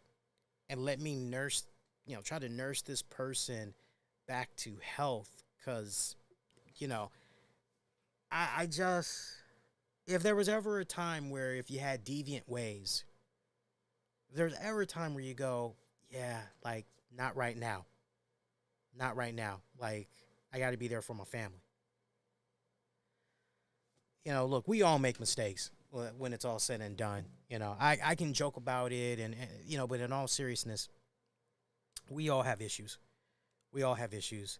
Time and place for everything. And I'll never understand that, for the love of me. I don't want to understand, why people cheat on their spouses. Sometimes you can look at it and you can say, is it a case where there's certain needs that's not met, certain sexual fantasies that's not met, and as a result of that, they feel deprived, they feel neglected, and that's why they go outside of the marriage? Your guess is as good as mine, but I've always been a firm believer. And look, I'm not perfect. I'm still making mistakes. Let me tell you something. I've been with my woman now. We just celebrated 13 years being together. Like, first time we met, January something. I know the date. I just don't want to say it. But then we have our wedding anniversary, which comes up in June. But, like, we've been together for 13 years now. And that's the longest time that I have been in a relationship with somebody. That's the longest time I have been in a relationship with somebody to the point where there's no gaps. Like, you might not talk to a friend or two for 3, 4, 5 years. With my wife, it's been consistent just all these years later.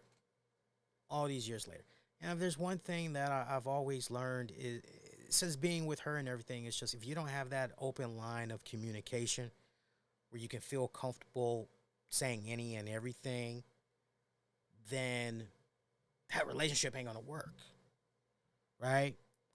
This ain't me trying to give relationship advice and all of that other stuff, but at the same time, it's like you want to make sure that if you say you love that person, you respect that person. You're gonna do everything by the book to make sure that you're doing right by them, right? So this stuff that's going on with John Laurinaitis, there's just no telling how this is gonna end. Quite honestly, your guess is as good as mine. If Mrs. Bella, Mama Bella, if she decides, yeah, I want a divorce, because this is just freaking. You can't help but wonder what's going to happen with Linda McMahon. All this great scrutiny. Like, at this point, is she now done? Is she maybe going to file for a divorce? You would like to believe that as far as her political dreams, ambitions, that essentially is over and done with now.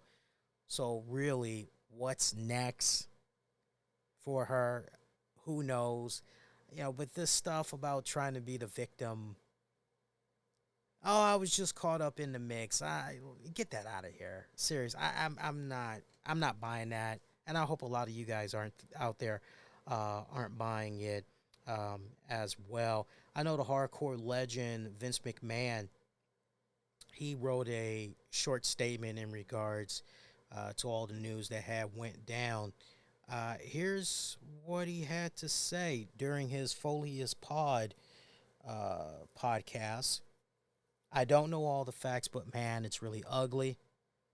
I feel very similar, just like that dead inside, feeling the way I had in 2007 after the Benoit murders. I hope it doesn't take away from people's amazing memories of all the things that Mr. McMahon created or helped create, including my character and the programs that I was in. He was such a big part of it. I wish he really just stepped aside the first time we just heard a little hint of these allegations. I totally in agreement with Foley. Totally in agreement. First go round, that should have been it. That honestly should have been it. But then coming right back, basically, I'm invincible. I'm unkillable. Like, okay, yeah, you think so? Okay. Well, I got a hollow bullet for you. I got a hollow bullet for you. It's called Janelle Grant. Boom. You know, I mean, seriously, that's just a lot of people have been saying that though more and more. They have been comparing what's been happening with Benoit, and they've been matching it up there to the Benoit murders. Even right down to the point about the whitewashing that's being done by TKO WWE. Is it right? Is it justified? Uh, you know, what's out there so far, it does not look good. We can all definitely be in agreement of that. It does not look good right now. And you just got to keep using the word allegedly because, some people get a little bit finicky when you don't say allegedly. It's like, see, they were saying, and they try to come and sue you or slander and all that other crap. It's quite sad. But Foley is right. I agree with him from this standpoint. As far as everything that McMahon did, we were growing up, Attitude Era, and hey, Stone Cold Steve Austin, the Three Faces of Foley, Chris Jericho. Like, yeah, there's definitely some really cool moments where you go, that was pretty badass. There's some moments even for the Vince McMahon character where you go, I know for me, Vince McMahon as the ECW champion, running around with the do-rag, having Bobby Lashley chase after him for a little bit. That was one of my favorite time periods of the McMahon character. I also loved when Vince McMahon decided he was going to take on God. He essentially was kind of feuding there with HBK, Shawn Michaels. It's another fun moment. If I were to play back certain McMahon highlight reels and everything, there's definitely a lot of moments that I remember as far as entertainment value goes where I have a smile on my face, legit. I remember the time period. I can remember what I was doing at that particular age, who I might have been dating, right? I could tell you who I was hanging. Certain things I can tell you as clear as if it was literally it went down yesterday. And then you've got this dark cloud of these allegations. And, your stomach just turns. And here's what's really messed up about all of this. There's so many breadcrumbs that's been left by McMahon for decades now. Whether you want to go with the infamous Playboy interview, or you want to go with that one referee from back in the day that, said what she had said, filed a lawsuit, and, then that one masseuse that, I mean, there's just so many instances, recurring instances, where you're just going, man, Papa is a rolling stone. Like, woof, wherever he lay his head was his home.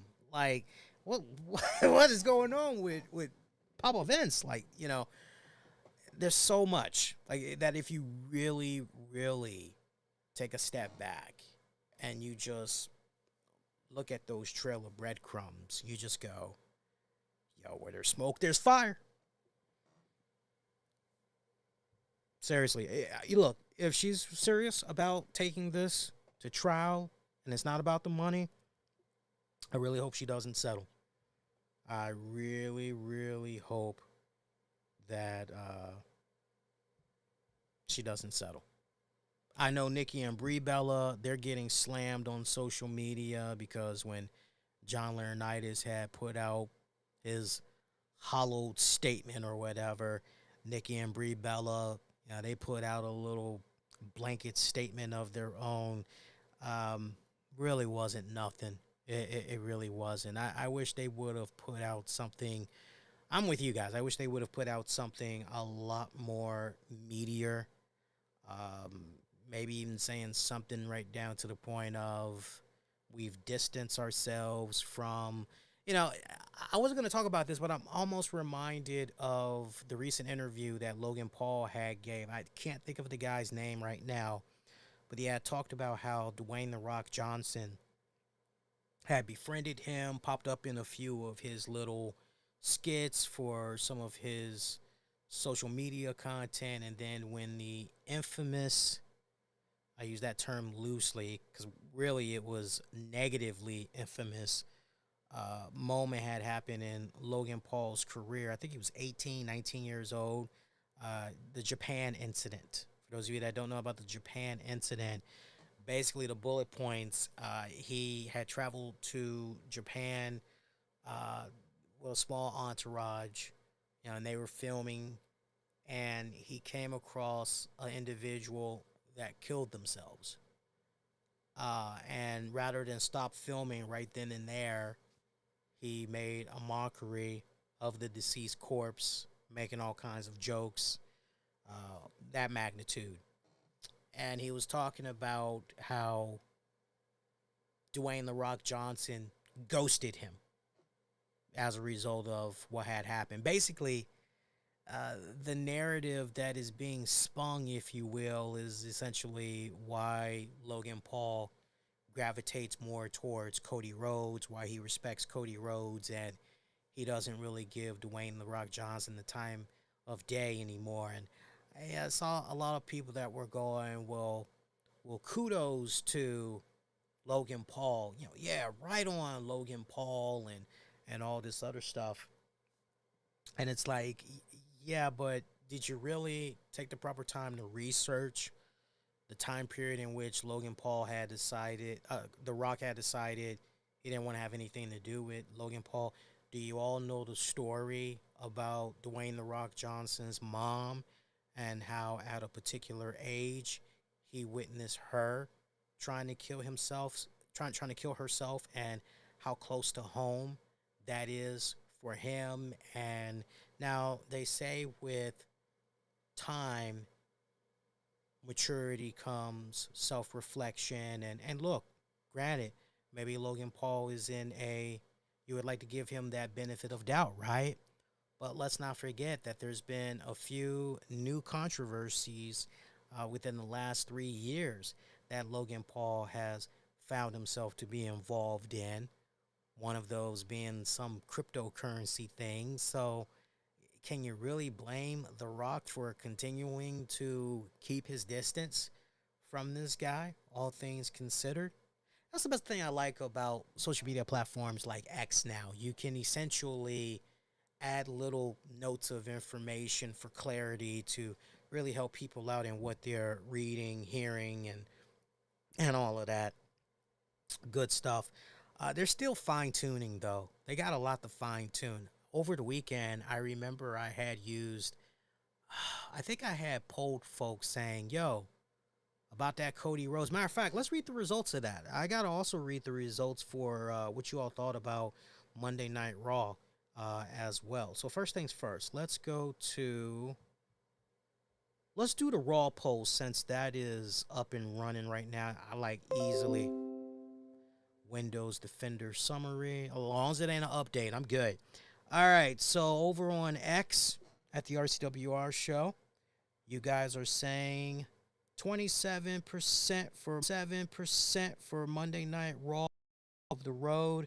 Meanwhile, 31% of you are saying the show gets a thumbs down. And top dog right now, 42% of you are giving it a thumbs up. Appreciate you guys that had cast your vote via X. Let's see what you guys had to say over on YouTube, youtube.com/the RCWR show, and click on the communities tab.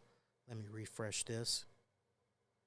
And actually, you know what? Hang on, guys. I want to just refresh the browser. There we go. Because sometimes, hang on. Now we're good. Okay, let's see what you guys had to say here.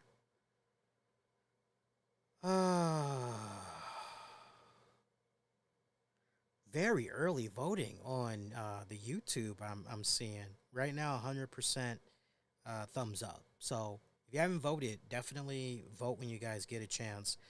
Also, let's look at that poll from a couple of days ago. So for those of you that had missed it, and you can find this on X and YouTube community as well, I had said, so about that Cody Rhodes being denied to face Roman Reigns and ultimately the Rocky 2 sequel at WrestleMania. That is no more, as The Rock is taking the spot. And the results for that, I'm looking at YouTube first. 3% of you feel that Roman will hold it until SummerSlam 2024. Again, Roman will hold it until SummerSlam 2024. That's what 3% of you are thinking.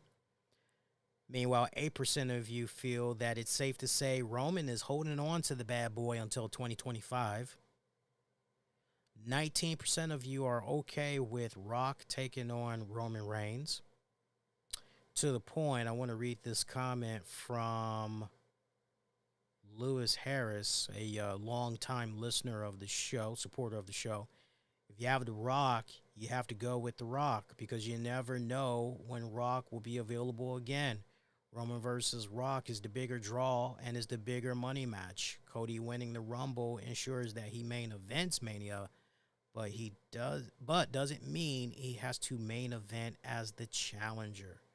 Cody can win the title at the Chamber or in Saudi and go into Mania as the champion. But either way, it doesn't really matter because Rock Reigns is going to overshadow everything else.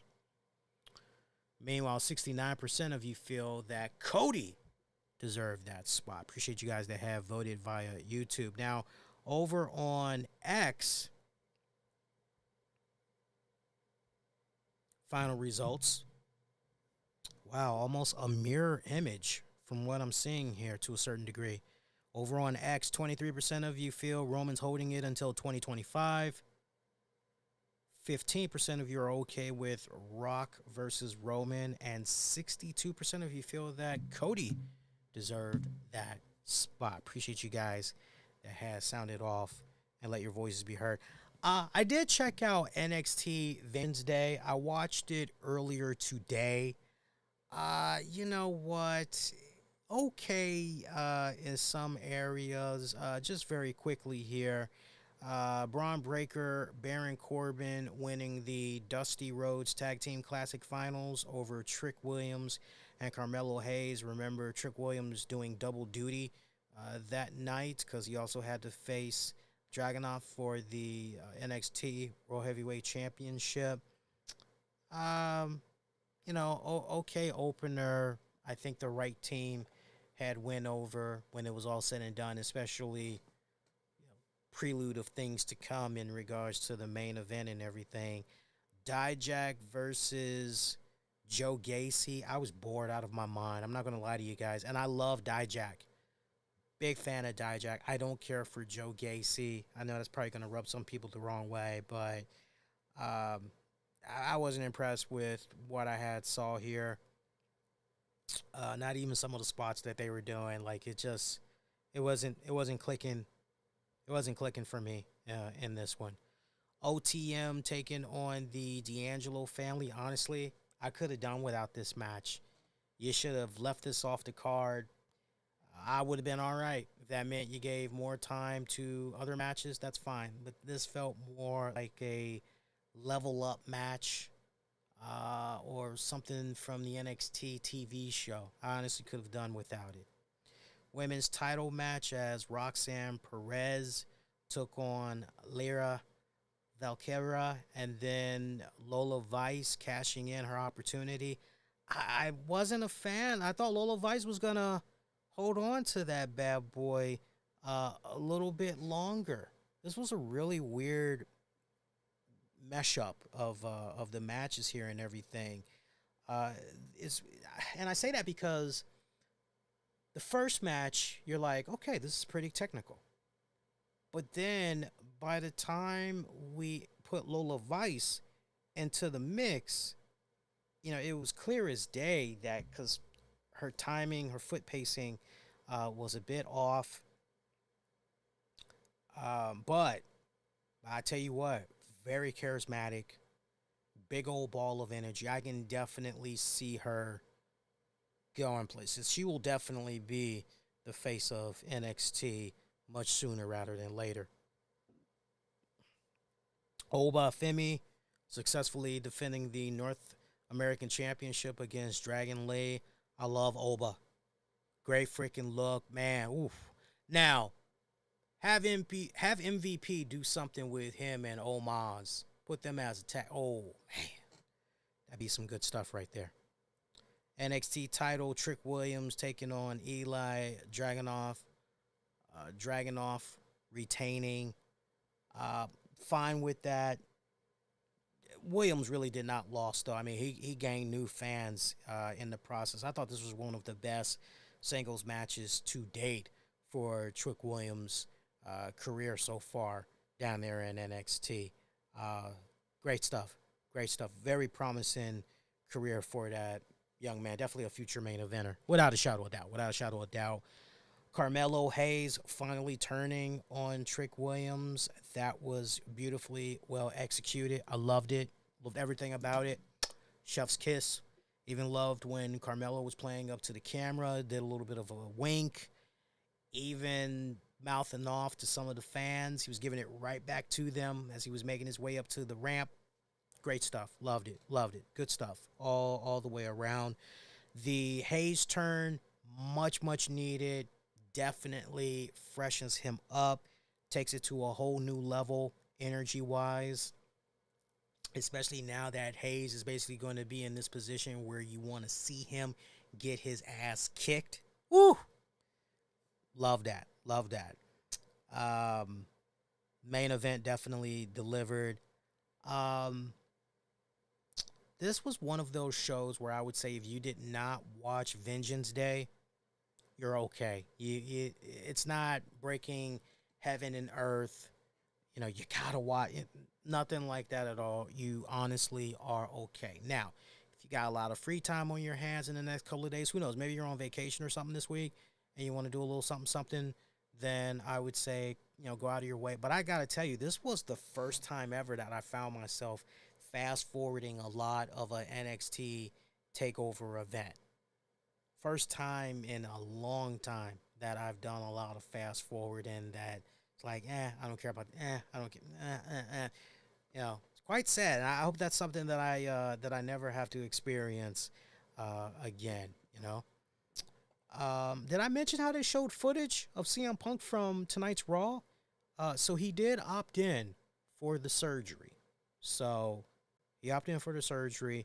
What did I say on the show? I said I would imagine that he's going to go for consultation and really breaking down. I know some of you guys tried to chime in as well about the injury. And, but we really did, I won't say a master class on the injury, but we definitely had realistically looked at the recovery time based on the scientific data that's out there. And all of that. So speedy recovery to CM Punk.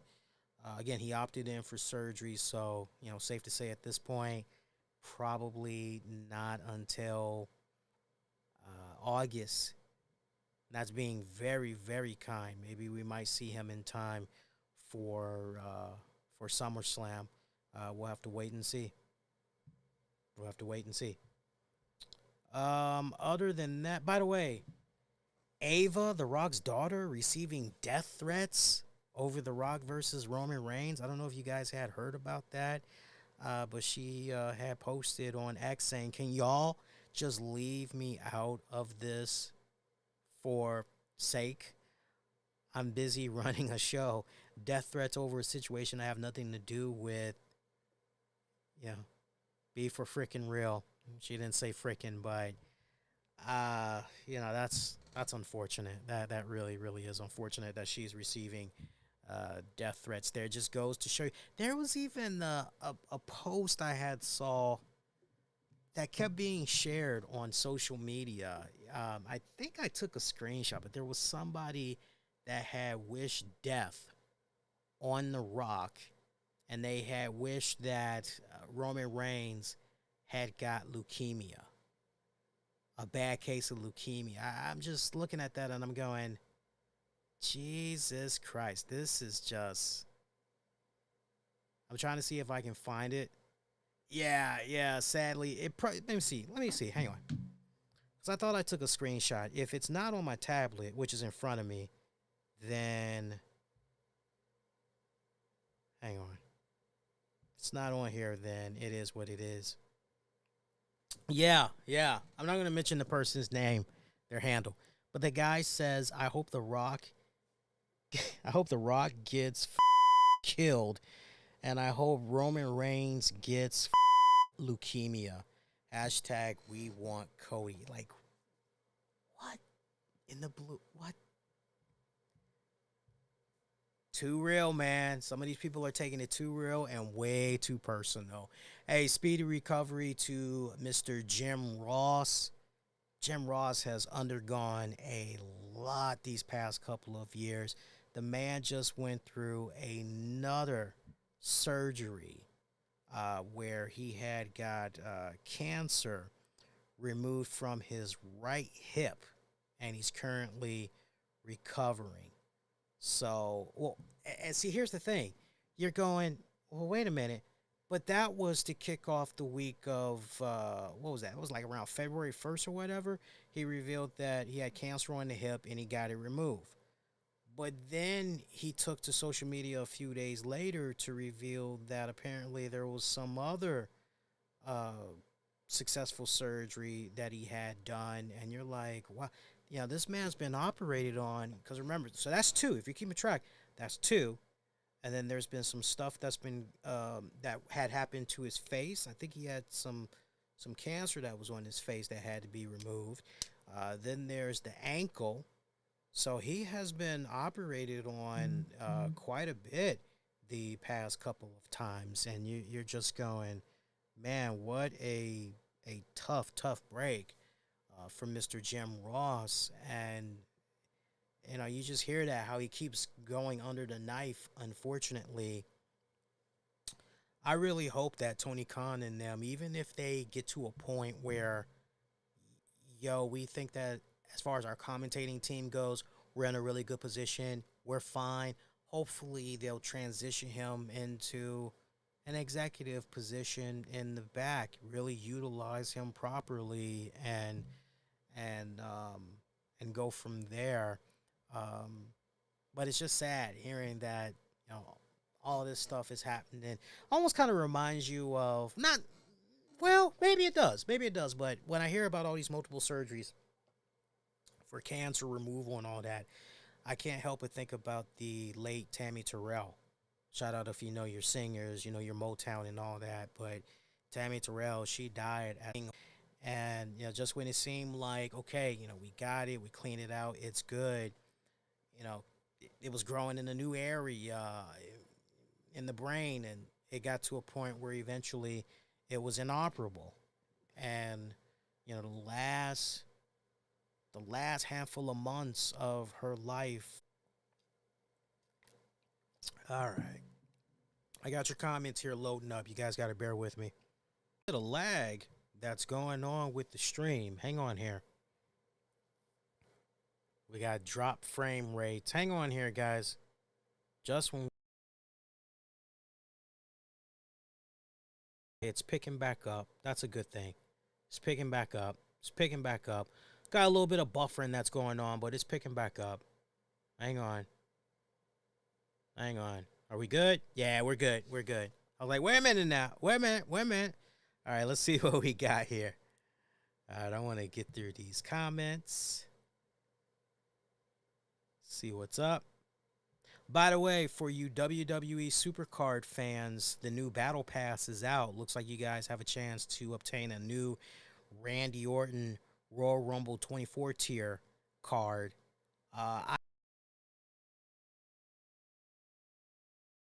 People cannot purchase the Battle Pass. Like, they keep hitting it, nothing happens, and then there's a different price tag that's on it, $55. So yeah, you're supposed to pay 30. You're supposed to pay 30. So I hope you guys aren't dropping. Well, you can't, but if you somehow are able to pay 55, like, no, that is a huge error, and hopefully that'll be patched up in the next little bit. If y'all are just now tuning in, we're almost done with the show. We're just experiencing a little bit of lag, so nothing that you guys are doing wrong at your end. It's just a little bit of lag that's going on here at my end. Just bear with us. We're going to be done in probably like about 3 minutes. I'm just going through the comments real quick here. Shout out to Roberto, who says, to be absolutely honest, I still think Cody will face Mania. This whole angle with The Rock is just a distraction. They want people to chant for Cody. The Yes movement is getting played again. It happens every 10 years. Before Daniel Bryan, it was the same with Chris Benoit. And 10 years prior, it was Bret Hart. That's why I'm not buying the whole Rock screwed Cody angle. However, Roman could surpass Hulk Hogan's record. Just saying. Yeah, very well could happen. Very well could happen, without a doubt.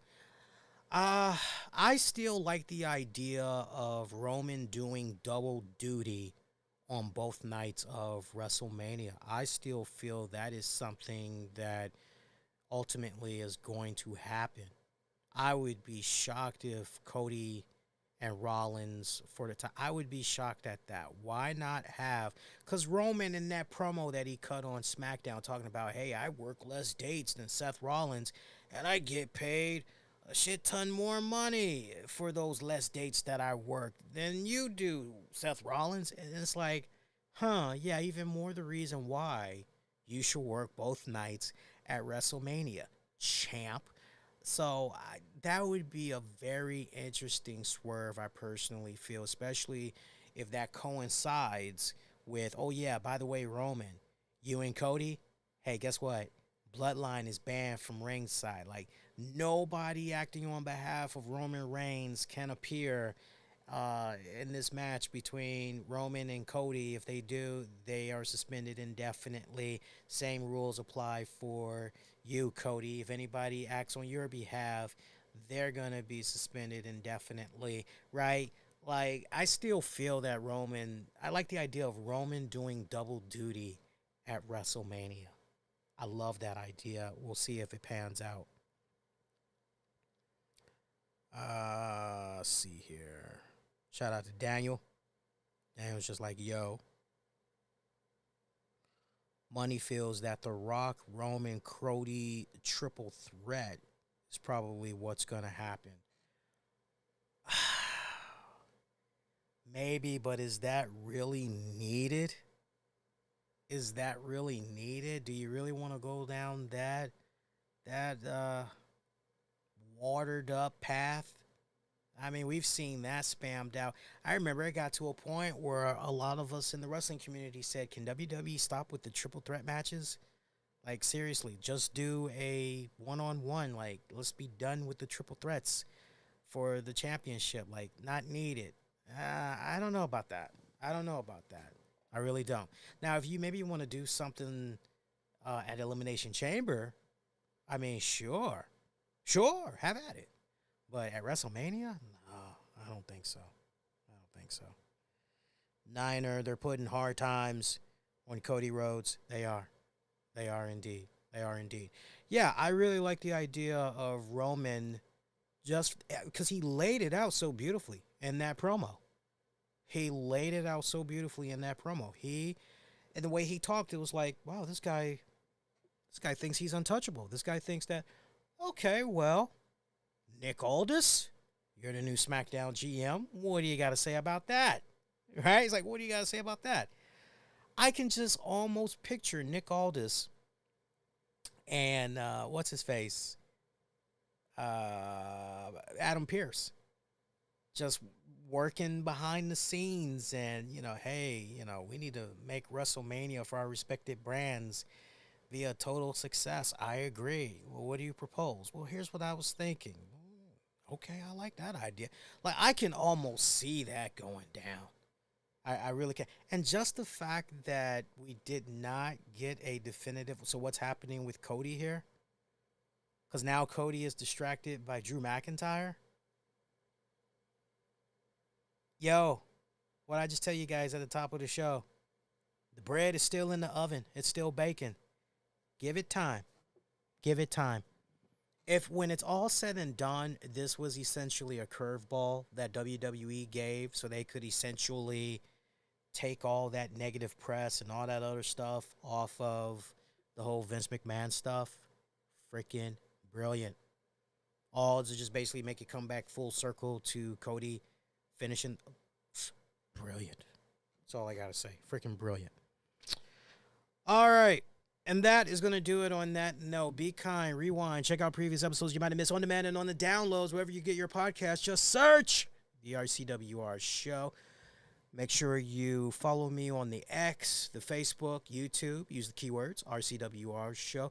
Hit the likes, all that good stuff. It really helps out, puts more eyeballs on the content. Leave the rating and the reviews. Keep the conversation going. Sound off on your comments. Let your voices be heard on a number of the topics that we covered here on the show tonight. I'll be with you guys Wednesday night, February 7th, 2024 for your next edition of the RCWR show. And don't forget, it's going down one way or another.